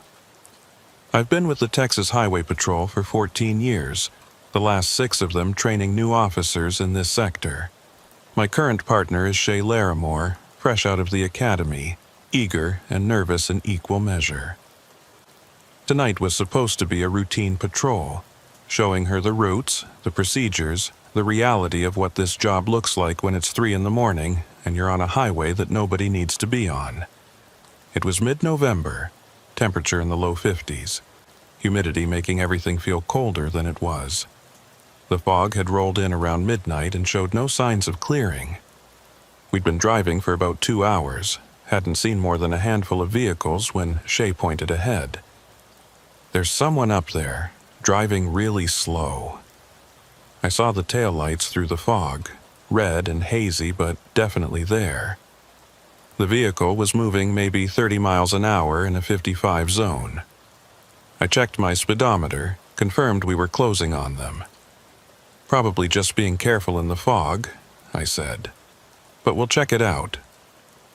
As we got closer, I could make out more details. Old sedan, American-made, maybe from the 80s. Dark color, hard to tell exactly what in the fog and darkness. It was drifting slightly, not quite holding its lane, the kind of driving that suggests either impairment or extreme old age. I hit my lights. The sedan didn't respond immediately, just kept its slow, steady pace. I added the siren, a short burst. Still nothing. "They're not pulling over," Shay said. "Give them a minute. Some people panic when they see lights, take a while to process what they should do." But after another mile of following with lights and siren, the sedan still hadn't pulled over, hadn't even slowed down. Just maintained that same 30-mile-an-hour pace, taillights glowing red through the fog. "Lohman, this isn't right." She was right. I pulled alongside, got close enough to see into the driver's window. An elderly man, had to be in his 80s, white hair, weathered face, both hands on the wheel, eyes forward. He didn't look at me, didn't acknowledge our presence, just kept driving. I pulled ahead, got in front of him, and slowed down, forcing him to slow down too. Eventually, he had no choice but to stop. We pulled over onto the shoulder, both vehicles coming to rest on the fog-shrouded roadside. I called it in before getting out. "Dispatch, Devereaux. We're on 277 northbound, about 12 miles south of Del Rio, running a traffic stop on an elderly driver, failure to yield. Send a tow if available, might be taking this one in." "Copy that, Devereaux. Be advised, fog is heavy across that sector. Multiple accidents reported." Acknowledged. Shea and I got out, approached the sedan from both sides. I took the driver's side, she took passenger. The old man had his window down, was sitting there with the engine still running, hands still on the wheel, looking straight ahead at nothing. "Evening, sir," I said. "License and registration." He turned to look at me slowly, like it took effort. His eyes were cloudy, maybe cataracts, and his skin had that papery quality you see in the very old. "Officer, I need to see your license and registration, please." He fumbled in his jacket pocket, pulled out a worn leather wallet. His hands were shaking, whether from age or fear, I couldn't tell. He handed me a driver's license. Ephra Holt, address in Eagle Pass, 87 years old. "Mr. Holt, do you know why I stopped you?" "Was I speeding?" "No, sir, the opposite. You were driving 30 in a 55 zone, and you didn't pull over when I signaled you with lights and siren." "I didn't see any lights." I glanced back at my cruiser. The light bar was still flashing, casting red and blue pulses through the fog. "Sir, the lights are right there." He looked past me at my vehicle, then back at me. "I don't see them, officer. I just see fog." Shea leaned down to my ear. "Lohman, check out the back seat." I looked. The back seat of the sedan was filled with luggage. Old suitcases. The kind with hard shells and metal clasps. 4 or 5 of them stacked carefully. "Mr. Holt, where are you heading tonight?" "North, to see my daughter." "Where does she live?" "I'm not sure anymore. She moved. But I'll find her." I exchanged a look with Shay. This was looking like one of those situations we got sometimes. Elderly person with diminished capacity driving when they shouldn't be. Not criminal, just sad. "Mr. Holt, I'm going to need you to step out of the vehicle for me. We need to have a conversation about whether it's safe for you to continue driving." "Am I being arrested?" "No, sir, just a safety check." He nodded and started to open his door. That's when I noticed the taillight. The driver's side taillight was out. The housing was there, but no light. Just a dark lens. But I'd been following this vehicle for miles. I'd seen both taillights glowing clearly through the fog. I walked to the back of the sedan, looked at the passenger side taillight.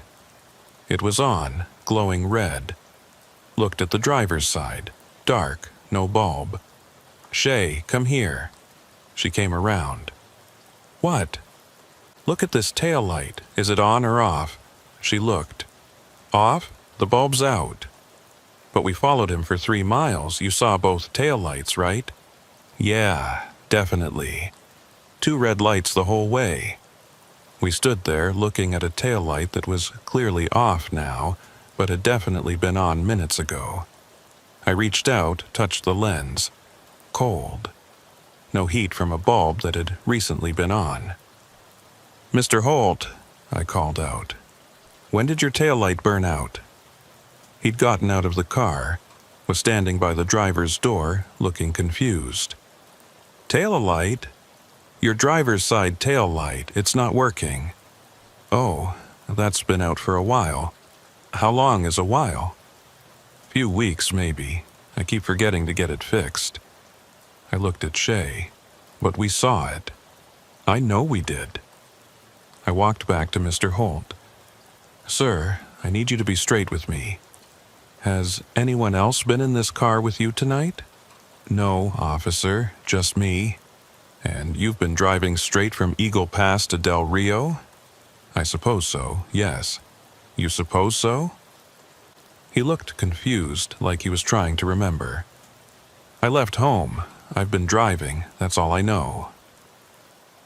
I called dispatch again, asked them to run Ephra Holt's information, check for any warrants or flags. While I waited, I did a walk-around of the sedan. The vehicle was old, but well-maintained, slight dent in the rear bumper, some rust around the wheel wells, but nothing unusual. The interior was clean except for all those suitcases. "Mr. Holt, can you open your trunk for me?" "Why?" "Just routine. Need to make sure you're not carrying anything illegal." He popped the trunk. Inside was more luggage. Old suitcases, a cardboard box taped shut, a spare tire that looked like it had never been used. I checked the box, found photo albums and old documents. I checked one of the suitcases. Clothes. Old man's clothes, neatly folded. "You packed a lot for a visit." "Well, I might stay a while. Don't know how long." Dispatch came back. "Devereaux, showing no warrants on Ephra Holt, but I'm seeing something odd." "What's that?" "Address in Eagle Pass is flagged. Shows a welfare check was requested last week. Officers found the residence empty. No sign of current occupancy." I looked at Mr. Holt standing by his car in the fog. "Define empty." "Utilities shut off. Mail piling up. No furniture. Neighbors said they hadn't seen the resident in months." "Mr. Holt," I said carefully, "when did you leave Eagle Pass?" "This morning." "What day is it today?" He thought about it. "Thursday?" "It's Sunday, Mr. Holt, November 17th. He looked troubled by this. "No, it's Thursday. I left Thursday morning." "Mr. Holt, where have you been for the last 3 days?" "I've been driving, looking for my daughter." "Mr. Holt," I said carefully, "why don't you tell me more about your daughter? What's she like?" He smiled for the first time since we'd stopped him, a genuine expression that transformed his weathered face. "Margaret's wonderful, smart as a whip. She takes after her mother, always moving, always busy, can't stay still." "And she asked you to come see her?" "She needs me. I'm her father. When your child needs you, you go. Doesn't matter how far." I looked at the suitcases stacked in his back seat. "Mr. Holt, did you pack all of these tonight?" "Yes. Well, no. Some of them were already packed. I keep them ready, in case she calls and I need to leave quickly." "How long have you had suitcases packed and ready?" He thought about this, his brow furrowing. "A while now. Year or 2 maybe. She moves a lot. Never know when she'll need me to come help her settle into a new place." Shea had circled around to the trunk, was looking at the additional luggage there. "Mr. Holt, there must be 6 or 7 suitcases here. That's a lot for a visit." "Well, I might stay. Help her get established. She's had a hard time lately." "What kind of hard time?" I asked. He struggled with this answer, his eyes going distant. I can't remember exactly, but I know she needs me. A father knows. I walked to the trunk, stood next to Shay. In a low voice, I said, "This doesn't add up. He's got enough luggage here for a permanent move, but he says he's just visiting. And that stuff about keeping suitcases packed for a year or two, it gets weirder," Shaya whispered. "Look at the trunk liner." I looked. The carpet in the trunk was worn in a very specific pattern. The outline of suitcases permanently impressed into the fabric.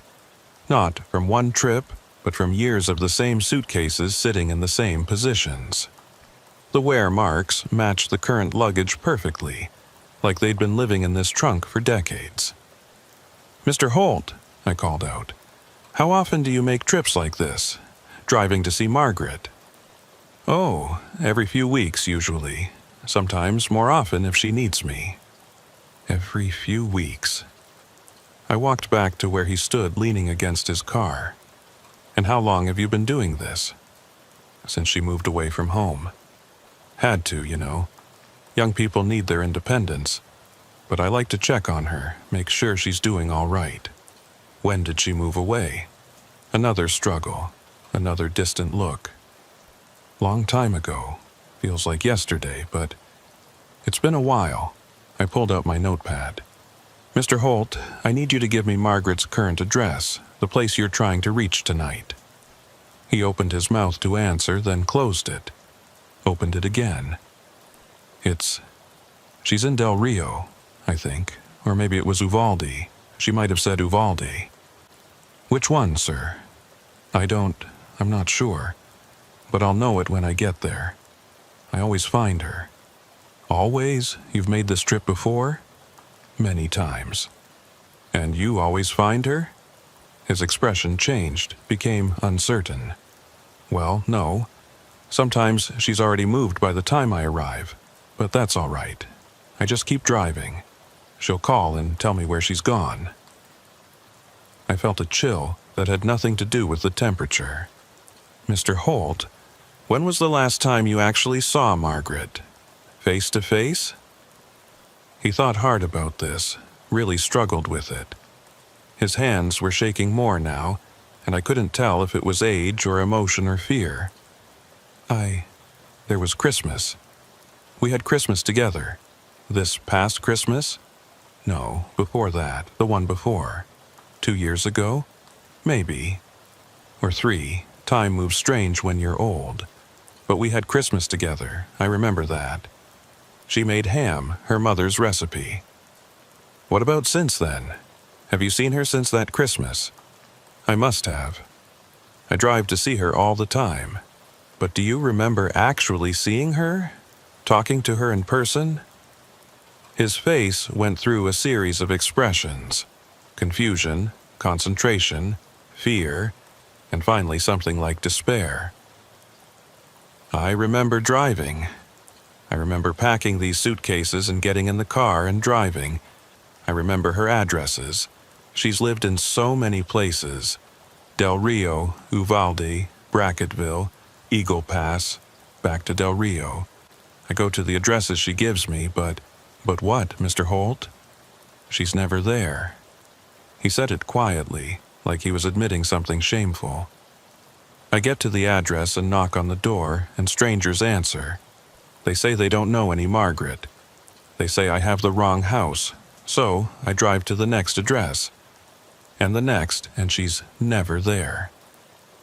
The fog seemed to close in tighter around us. I could hear it in the silence that followed his words, the weight of years of futile searching, of endless drives to nowhere. "Mr. Holt, when did Margaret give you these addresses?" "She calls, leaves messages. I write them down and I go. Do you still have the messages? Can I hear them?" "I don't. I think I erased them to make room for new ones." "And your phone? The one you said you left at home?" He patted his pockets again, that same confused gesture.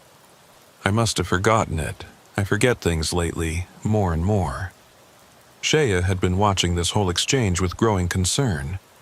Now she stepped forward. "Mr. Holt, I want you to think carefully about this. When was the last time you spoke to Margaret on the phone? Actually heard her voice? He opened his mouth immediately to answer, then stopped. The answer should have been easy, should have been right there. But it wasn't. I could see him searching for it, reaching for a memory that should exist but didn't. I talked to her all the time, he said finally, but there was no conviction in it. When? Shay pressed gently. Give me a specific time, a specific conversation. She calls when she moves, tells me her new address. And when did she last move? Recently. How recently? I don't know. Recently. I pulled Shay aside for a moment, spoke quietly. We need to contact his family. Someone needs to tell us what's really going on here. You think the daughter's dead? I think something's very wrong.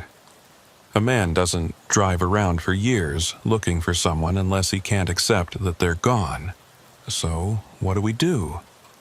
We get him to the hospital, get him evaluated, and we make some calls. Find out who Margaret Holt really is and what happened to her. But before we could move forward with that plan, Mr. Holt spoke again. Officers, I know you think I'm confused. I know I can't remember things the way I should, but I have to keep looking, because if I stop, if I give up and go home, his voice broke. Then I have to admit she's not out there anymore, and I can't do that. I can't be alone in that house without her. The admission hung in the cold air between us. This wasn't dementia talking, or at least not just dementia. This was grief. Raw, ancient grief that had been driving this man for years, literally driving him up and down these highways, chasing addresses and phone calls that might not even be real. Mr. Holt, I said quietly, who lives in your house with you? No one. Not since Martha died. Martha was your wife? Yes. 5 years ago, cancer. And after that, you were alone? Margaret would visit, at first, but then she moved and I started having to drive to see her instead. I did the math. Wife died 5 years ago. Daughter started moving around the same time. A pattern of loss and denial that had turned into years of compulsive driving, searching for someone who was probably dead, or at minimum had cut off all contact. The lights, Mr. Holt said suddenly. The ones that follow me, I think they're trying to tell me something. What do you mean? They've been with me for a long time now. Not every trip, but most of them. I'll be driving and I'll see them in my mirror. Red lights, always the same distance back. I used to think it was police or someone trying to pass. But they never get closer. Never pass. Just follow. How long has this been happening? Year, maybe. Could be longer. Ever since I started having trouble finding Margaret's addresses. Ever since the houses stopped being where she said they were. Have you told anyone about these lights? Who would I tell? Who would believe me? He had a point, but I was starting to believe him, even though I knew I shouldn't. Because Shay and I had both seen that red glow in the fog. We'd both witnessed something that shouldn't have been there. Mr. Holt, I want you to think about this carefully. These lights that follow you, do they ever do anything besides follow? Do they ever try to make you stop, or turn, or go a specific direction? He considered this. They guide me. Guide you where? Away from the wrong addresses, toward the right ones. When I get to a house and Margaret's not there, when I'm standing on someone's porch and they're telling me I have the wrong place, I get back in my car and the lights are there. And if I follow them, they lead me to the next address, the next place to look. And do you ever find her at these next places? Not yet, but I will. The lights know where she is. They're helping me find her. I felt ice in my stomach. Mr. Holt, what do you think these lights are?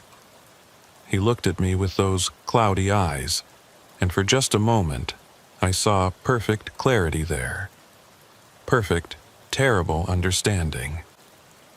I think they're people like me, people who are looking for someone. People who keep driving because if they stop, they have to face the truth, and the truth is too hard to face alone. Shay pulled me aside again. Loman, we need to get him help. This isn't just dementia, I don't know what this is, but it's not safe. She was right. Okay, call for a transport. We'll take him to the hospital in Del Rio, get him checked out. But before she could make the call, Mr. Holt spoke up. Officer, there's something I need to tell you. What's that, sir? I think someone's been following me. I felt a prickle on my neck. Following you how? In another car. They've been behind me for the last 100 miles. Every time I look in my mirror, they're there. Same distance, never getting closer, never falling back. Just following. I looked at the highway behind us. Empty. Just fog and darkness. Mr. Holt, there's no one behind you. It's just us. No, they're there. They've been there the whole time, ever since I left home. What kind of car? Can't tell. Too dark. But I can see their lights, always there in my mirror. Red lights. Shea and I exchanged another look. Red lights. Tail lights. But the only vehicle behind Mr. Holt had been us, and we have red and blue lights, not red tail lights. Mr. Holt, you're confused. You've been looking at your own tail light reflection in the mirror. No, it's a different car. I know my own reflection. I tried to think of a logical explanation. The fog could cause strange reflections. Or maybe he'd been looking at us and his mind had created a story about being followed. Or maybe his mental state was worse than it appeared, and he was hallucinating. While I was thinking, I noticed something. The fog was getting thicker. Visibility was dropping to maybe 20 feet. And in the thickening fog, I thought I saw something. A glow. Red. Faint. Somewhere behind my cruiser. Shay, you see that? She looked. See what? That red glow, behind our car. She stared into the fog. After a moment, she said, Yeah, maybe. It's hard to tell. We walked back toward my cruiser. The glow was definitely there, faint but present, red, like taillights. Like someone was parked behind us with their lights on. But when we got to my cruiser and looked past it, there was nothing. Just highway and fog. No vehicle, no lights, no explanation for what we'd seen. Probably just reflection from our own lights, Shay said. But she didn't sound convinced. We went back to Mr. Holt. He was sitting in his car now, looking tired. Did you see them? He asked. Mr. Holt, there's no one there. They're always there, even when you can't see them. They've been following me since I left home. Since I packed all my things and drove away. They won't let me get where I'm going. Where are you trying to go? To see my daughter, I told you. What's your daughter's name? He struggled with this. I can't remember right now, but I'll know her when I see her. The transport arrived 20 minutes later. 2 EMTs took Mr. Holt to get evaluated, said they'd take good care of him. We were authorized to impound the sedan, have it towed to a lot where his family could claim it once they were contacted. While we waited for the tow truck, Shay and I sat in my cruiser, filling out the paperwork. The fog was still thick, still hanging heavy over the highway. That was weird, Shay said. Which part? All of it. The taillight that was on but wasn't. Him not knowing what day it was. That thing about being followed. He's old, probably has dementia. Sad, but not unusual. Yeah, but, she paused. Did you see those suitcases? They were old, really old, like they hadn't been used in decades. I had noticed that. The suitcases in Mr. Holt's car weren't just old-fashioned, they were genuinely ancient. the kind you'd see in a vintage shop or a museum. And the clothes inside, Shay continued, they looked old too, not worn out, just old style, like they'd been packed 50 years ago and never unpacked. The tow truck arrived, driven by a guy named Martinez who I'd worked with before. He hooked up the sedan, started loading it onto the flatbed. While he was working, I walked around the vehicle one more time. Both taillights were out now, not just the driver's side, both of them. Dark, empty housings. Martinez, you seeing both these taillights out? He looked. Yeah, both burned out. Why? Just curious. We followed the tow truck back to the impound lot, made sure the sedan was properly secured, then continued our patrol. It was almost 4 a.m. The fog was finally starting to thin. Around 5, we were driving north on 277 when Shay suddenly grabbed my arm. Loman, slow down. I slowed. What? There. You see it? I looked ahead. Through the thinning fog, I could make out a faint red glow, like taillights way ahead of us. Someone's out there, I said. Probably an early morning commuter. But as we got closer, the glow didn't resolve into a vehicle. It just stayed as a glow, red and diffuse, hanging in the fog about 50 yards ahead. I slowed to a crawl, spotlight out, trying to see what we were looking at. The glow maintained its distance, always 50 yards ahead, never getting closer no matter how fast we drove, never falling back when we slowed. This is like what Mr. Holt described, Shay said quietly. Lights following him, always the same distance. We followed the glow for about 3 miles. Then, as we approached an overpass, the glow intensified, got brighter, more focused, and for just a moment I could see it clearly. A sedan, old, dark-colored, American-made, driving north, taillights glowing red. The same vehicle we'd just impounded. The same vehicle that was currently sitting in a lot 15 miles south. I accelerated, trying to close the distance. The sedan maintained its lead. We hit 60, 70. It stayed exactly 50 yards ahead. Loman, this isn't possible. I know. We followed it onto the overpass. The structure rose maybe 40 feet above a dry creek bed, a simple 2-lane bridge spanning a gap in the terrain. As we drove onto it, the sedan ahead of us seemed to slow down. We closed the distance. 40 yards. 30, 20. At 10 yards, I could see inside the rear window. Silhouettes, multiple figures in the back seat sitting perfectly still. But Mr. Holt had been alone. The only things in his back seat had been suitcases. 5 yards. I could see the license plate now, same number as Mr. Holt's vehicle. Then we reached the peak of the overpass, the highest point, and the sedan just stopped.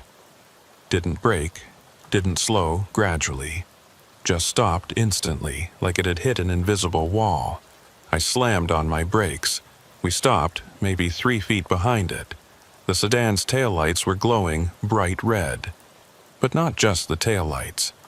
The entire rear of the vehicle seemed to be glowing, emanating light from surfaces that shouldn't produce light. What is that? Shea whispered. I didn't answer, couldn't answer. We sat there in my cruiser parked on an overpass in the pre-dawn darkness, staring at a vehicle that shouldn't exist. The driver's door opened. A figure stepped out. Tall, dark, no features I could distinguish. It stood beside the sedan for a moment, then turned to look at us. I felt ice slide down my spine. Something about the way it stood, the way it moved, wasn't right. Then it raised one arm, pointed at us, or past us, behind us. I looked in my rearview mirror. There was another sedan behind us. Old, dark, sitting maybe 10 feet from my rear bumper. Taillights glowing. Driver's door open. Another figure standing beside it, pointing at us. Loman, Shay's voice was tight. There are more. I looked left, looked right. On both sides of the overpass, parked on the narrow shoulders, were more sedans. 5, 6, maybe 10 of them. All identical, all dark, all with glowing taillights and open driver's doors and figures standing beside them, pointing. All of them pointing at us. Drive, Shay said. Just drive. I put the cruiser in gear, started to pull forward. The sedan ahead of us didn't move. I steered around it, got back into the lane, accelerated. As we passed it, I looked into the driver's window. Effer Holt was sitting behind the wheel, hands at 10 and 2, looking straight ahead. But his skin was translucent, like fog had gotten inside him and was replacing his substance with vapor. I could see through him to the passenger seat beyond, could see the outline of his skull beneath the skin that was no longer quite solid. And in the back seat where I'd seen those silhouettes were more figures, 3 of them sitting perfectly upright, hands folded in their laps. They had the same translucent quality, the same fog-filled presence. I couldn't make out faces, couldn't see details, just shapes that suggested people who were no longer entirely there. Shay was staring too. Loman, are those— Don't look, I said, accelerating harder. Just don't look. But she'd already seen. We both had. And as we passed each of the vehicles parked on the shoulders of the overpass, we couldn't help but look into them. Each one had a driver. Each driver had that same translucent quality, that same fog-filled emptiness. And in the back seats of every vehicle were passengers. Silent, still, waiting. The figure standing beside Mr. Holt's sedan watched us drive away. I saw it in my side mirror, saw the way it tracked our movement. Its arm was still raised, still pointing. But now I understood. It wasn't pointing at us, it was pointing the way forward, showing us where the road led, showing us what waited at the end of the drive. We cleared the overpass at nearly 100 miles an hour, the cruiser's engine screaming. Behind us, I could see the structure receding into the fog, the taillights of all those sedans glowing like embers in the darkness. And then the fog swallowed it completely, and they were gone. They're gone, Shay said, looking back. The bridge is empty. I checked my mirror. She was right. The overpass showed nothing but empty pavement. Like it had all been an illusion, like we'd imagined the whole thing. But I knew we hadn't. My hands were shaking on the wheel. My heart was hammering against my ribs. And when I looked at Shay, I could see the same shock in her eyes, the same understanding that we'd just witnessed something that shouldn't be possible. What were they? She asked quietly. I didn't answer, didn't know how to answer. What do you call people who keep driving after they should have stopped? What do you call the ones who never made it home? We drove in silence for 10 minutes. Then Shay said something that surprised me. We need to go back to the impound lot. Why? Because I need to know if that car is still there. I need to know if what we just saw was real, or if we're both losing our minds. You think we're hallucinating? I think we just saw a dozen cars full of dead people on an overpass, and that doesn't happen in the real world. So either we're hallucinating, or the real world is a lot stranger than we thought. She had a point, and I needed to know too. Needed confirmation that we hadn't just driven off the edge of sanity. We diverted, drove back to the lot. The attendant let us in. We walked to where Martinez had parked Mr. Holt's sedan. It was there. Same vehicle, same luggage in the back seat, same burned-out taillights. But something had changed. The suitcases were open. The clothes that had been neatly folded before were now scattered, like someone had been searching through them in a hurry. And the car's interior had a different quality now. The seats looked more worn. The dashboard had more cracks.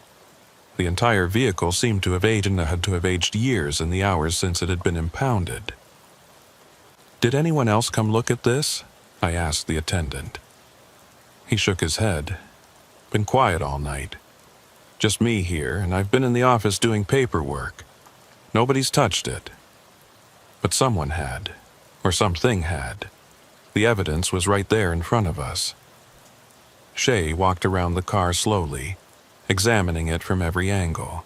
"Loman, look at this." I came around to where she was standing, looking at the driver's side door.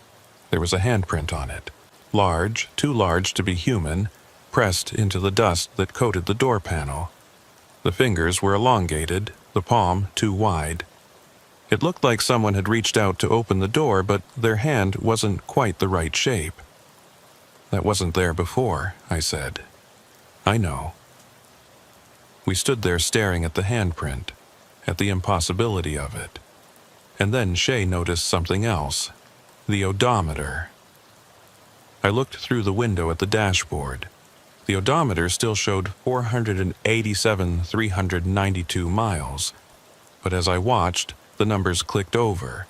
487,393, then 487,394.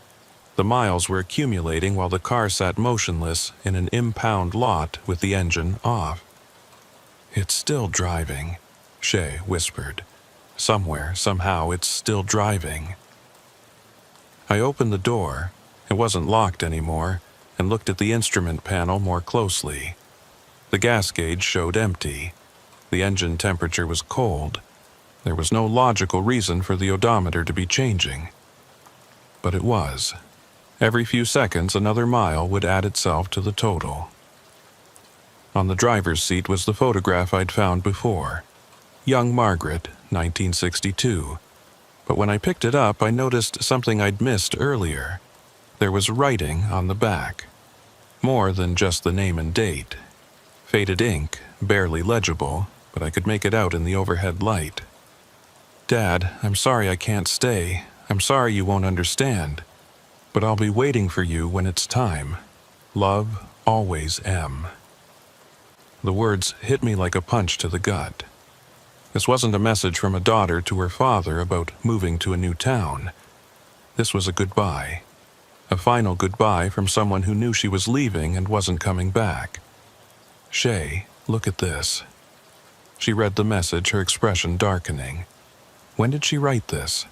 "I don't know, but I don't think Margaret Holt has been alive for a long time. And I think Ephra knows it. Somewhere deep down, he knows, but he can't accept it. So he keeps driving, keeps searching, following those lights that promise they'll lead him to her. The lights that are other people like him. Yeah, other people who lost someone, other people who can't let go. Other people who keep driving long after they should have stopped, until the driving is all that's left of them." We stood there in the cold impound lot, looking at a car that was somehow still traveling even though it sat motionless before us. Looking at proof that grief could do impossible things, could bend reality, could keep someone moving long after they'd crossed the line between living and something else. "What do we put in the report?" Shea asked finally. "The truth," I said. "Elderly driver, confused, transported for evaluation, vehicle impounded, standard procedure. That's not the truth. It's the only truth anyone will believe." She nodded slowly. We both knew we couldn't write up what we'd really seen, couldn't document the impossible, couldn't admit that we'd followed a ghost car full of ghosts to an overpass where dozens of them had been waiting, pointing the way forward. We couldn't say any of that and keep our jobs, keep our sanity, keep any credibility at all. So we'd write the safe version. The version that made sense. The version that fit into boxes on forms and matched protocols and didn't question the fundamental nature of reality. We'd lie, and the truth would stay between us, unspoken, festering in the back of our minds where all impossible things go to wait. It was there. Same vehicle, same luggage in the back seat, same burned-out taillights. But when I looked inside, I noticed something different. The suitcases were open. The clothes that had been neatly folded before were now scattered, like someone had been searching through them in a hurry. And on the driver's seat was a photograph. Old, yellowed with age. It showed a young woman standing in front of a house smiling at the camera. On the back, in faded handwriting, Margaret, 1962. His daughter, Shea said. I turned the photo over, looked at the young woman's face. She was probably in her 20s in the photo, which meant she'd be in her 80s now, same age as her father. The attendant came over. Everything okay? This vehicle, I said. Has anyone else looked at it tonight, opened it up? Nope. Been locked since it got here. Why? The suitcases are open, they were closed before. He looked in the window. That's weird. But maybe they weren't latched properly, popped open when we loaded it. Maybe. Or maybe something else had opened them, looking for something, searching through decades of packed belongings for a memory it couldn't quite grasp. We left the lot, finished our shift in silence. When we got back to the station, I wrote up the incident report. Made no mention of what we'd seen on the overpass. Just documented the traffic stop, the elderly driver, the impound. Standard procedure. But I kept the photograph. Kept it in my glove box, next to my citation book and registration. 3 days later, I got a call from the hospital. Ephra Holt had died. Peaceful in his sleep. The doctor said it looked like his body had just decided it was done, like he'd been holding on for something and finally let go. I attended the funeral. A small service, only a handful of people. Learned that his daughter Margaret had died 2 years ago. Cancer. Ephra had taken it hard. Started showing signs of dementia soon after. The family said he'd become obsessed with finding her, kept talking about needing to see her to make sure she was okay. They never found her house, the one he'd been trying to reach. Because she'd lived in Dallas, nowhere near Highway 277, nowhere near any route he'd been driving. But I think I know where he was trying to go. I think he'd been following those lights, the ones that followed him, the ones that were always there in his mirror. I think they were guiding him somewhere, and I think that night on the overpass he finally figured out where. He'd been trying to reach his daughter, and she'd been coming to meet him. At the funeral, one of Margaret's cousins pulled me aside. She was an older woman, maybe in her 60s, with kind eyes and a sad smile. "Officer, I wanted to thank you for being there with Uncle Ephra that night. My family said he was confused, that he didn't know where he was or what day it was. He was looking for Margaret," I said. She nodded. "He never stopped looking. After she passed, he would call us sometimes. Middle of the night, usually. He'd say he was on his way to see her, that she'd called him, that she needed help moving into a new house. We'd try to remind him that Margaret was gone, but he wouldn't hear it. Or couldn't hear it. The grief was too big." Did he always drive the same routes? Far as we know, yes. Highway 277 mostly, and the farm roads around it. He'd driven that route with Margaret years ago, when she was young. Took her on a camping trip to Del Rio. I think in his mind he was trying to recreate that trip. Trying to go back to a time when she was still alive and they could be together. And the other trips? You said he'd been doing this for years. She looked uncomfortable. The family didn't like to talk about it. We thought he was just getting confused, that the dementia was making him relive the past. But officer, he wore that car out. He put hundreds of thousands of miles on it, driving the same stretch of highway over and over. Sometimes we'd get calls from police departments in other towns, saying they'd found him parked somewhere, confused, not sure how he got there. We'd drive down and bring him home, but a few days later, he'd be gone again, back on the road, back looking for Margaret.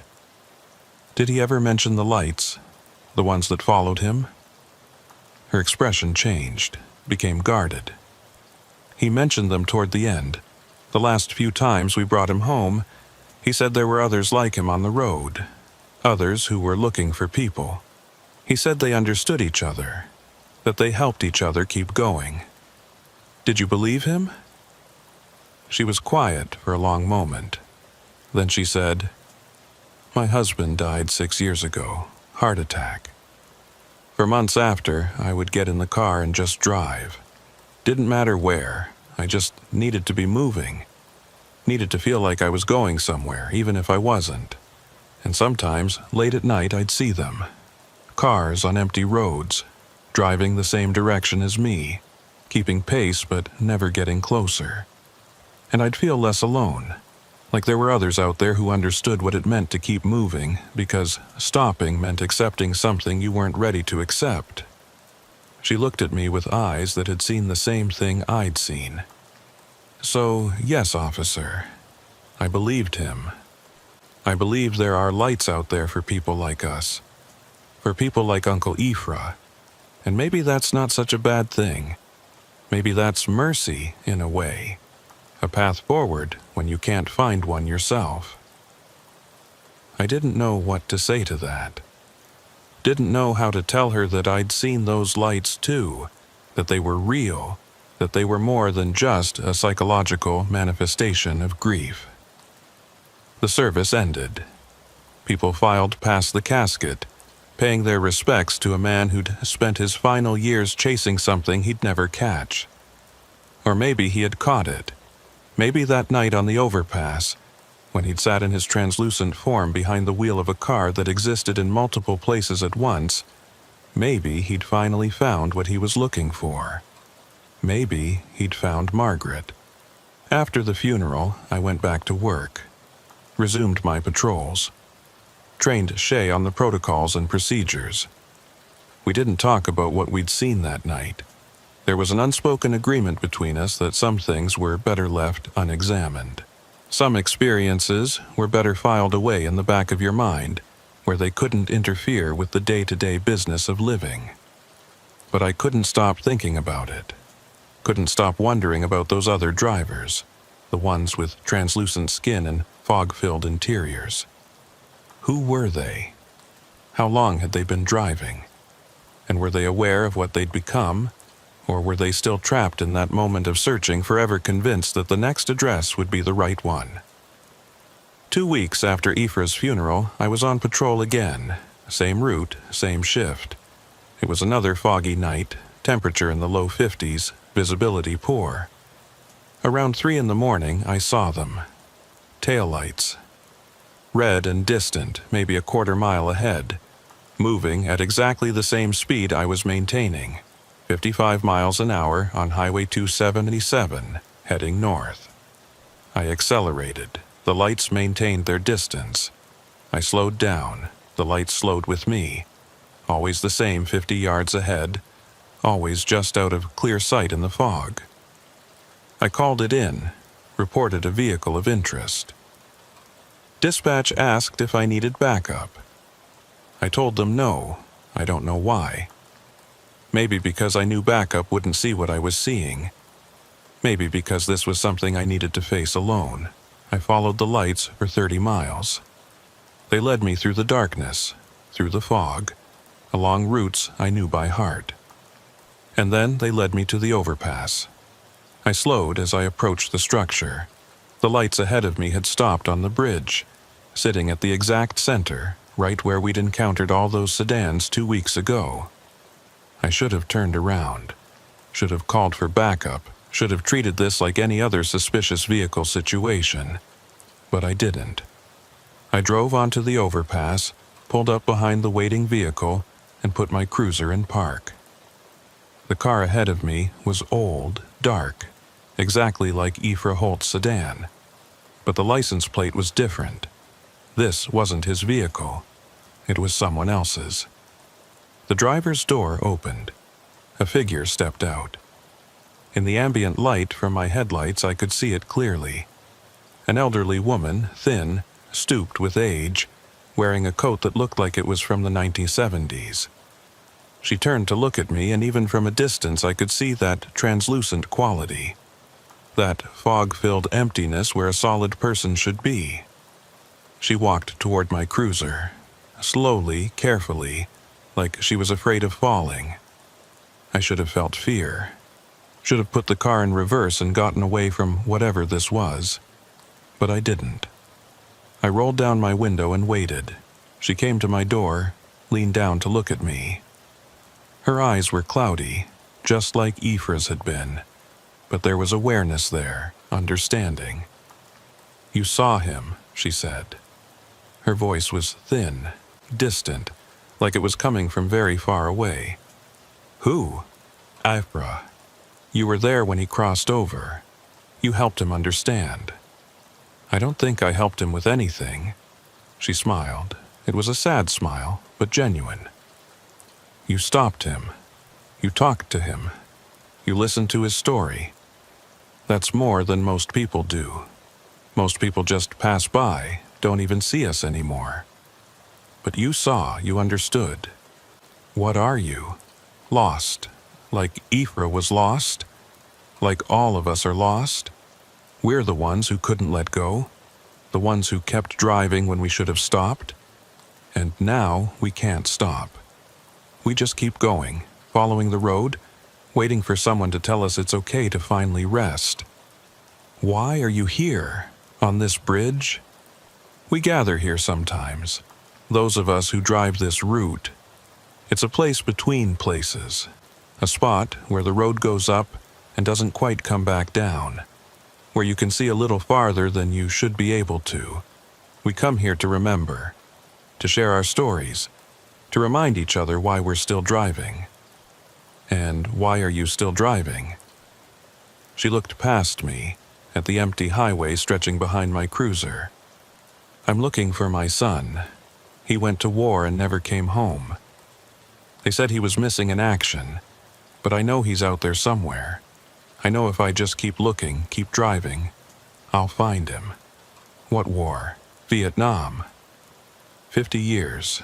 This woman had been driving for 50 years, looking for a son who was almost certainly dead, buried in some unmarked grave in a jungle on the other side of the world. And she'd become this, a translucent echo, a ghost made of grief and obsession and the inability to accept loss. "I'm sorry," I said. "I'm sorry you lost him." "Don't be sorry. Just remember us. Remember that we were here, that we were real people once before the driving took over, before we became what we are now. What happened to Ephra after that night?" She smiled again. "He found her. Margaret was waiting, right here on this bridge. She'd been waiting for years, knowing he'd come eventually. And when he did, when he finally understood that he'd been looking for her in the wrong places, she took him with her. They went together to wherever it is we go when we're finally done driving. Where is that? I don't know. None of us know until we get there, but it's not here. It's not on these roads. It's somewhere else, somewhere better, I hope." She straightened up, looked back at her car. "I should go. The others will be wondering where I am. We try to stay together, those of us on this route. It's easier that way, less lonely." "Wait," I said. "What's your name?" "Dorothy. Dorothy Chen. Tell my family if you ever meet them that I'm all right, that I'm still looking, that I haven't given up." "I will." She walked back to her car, got in. The door closed with a soft click. The engine started, though I knew there was no engine in that vehicle anymore. Just memory of an engine, echo of movement, ghost of purpose. Her taillights glowed bright red in the fog. And then she was gone. Not driving away, just gone. The bridge was empty again. Just me and my cruiser and the fog pressing in from all sides. I sat there for a long time, trying to process what I'd just experienced, trying to reconcile the impossible with the evidence of my own senses. Finally, I put the cruiser in gear and drove off the overpass, back onto solid highway, back into the world of the living. But part of me stayed on that bridge. Part of me is still there, standing between the world I know and the world I glimpsed that night. The world where grief becomes literal, where the inability to let go turns you into something that's neither alive nor dead, something that just keeps driving. I still work 277, still patrol that stretch of highway, and I still see them sometimes late at night when the fog rolls in off the lake. Taillights glowing red in the mist, always the same distance ahead, never getting closer, never falling away. And I know that someday, probably when I'm old like Ephra Holt, probably when I've lost someone I can't bear to be without, I'll follow those lights. I'll drive onto that overpass and find them all waiting for me.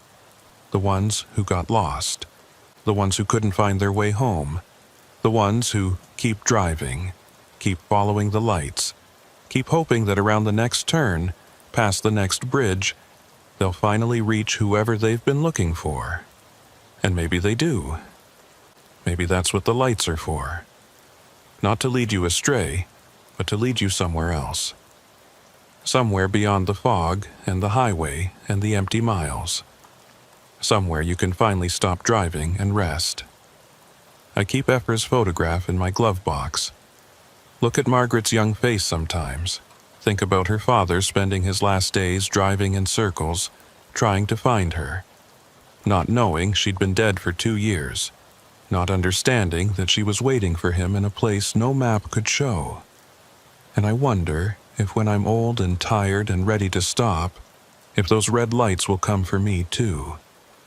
If I'll pack my things and start driving, following something I can't quite see but know is there, leading me to wherever it is we all end up.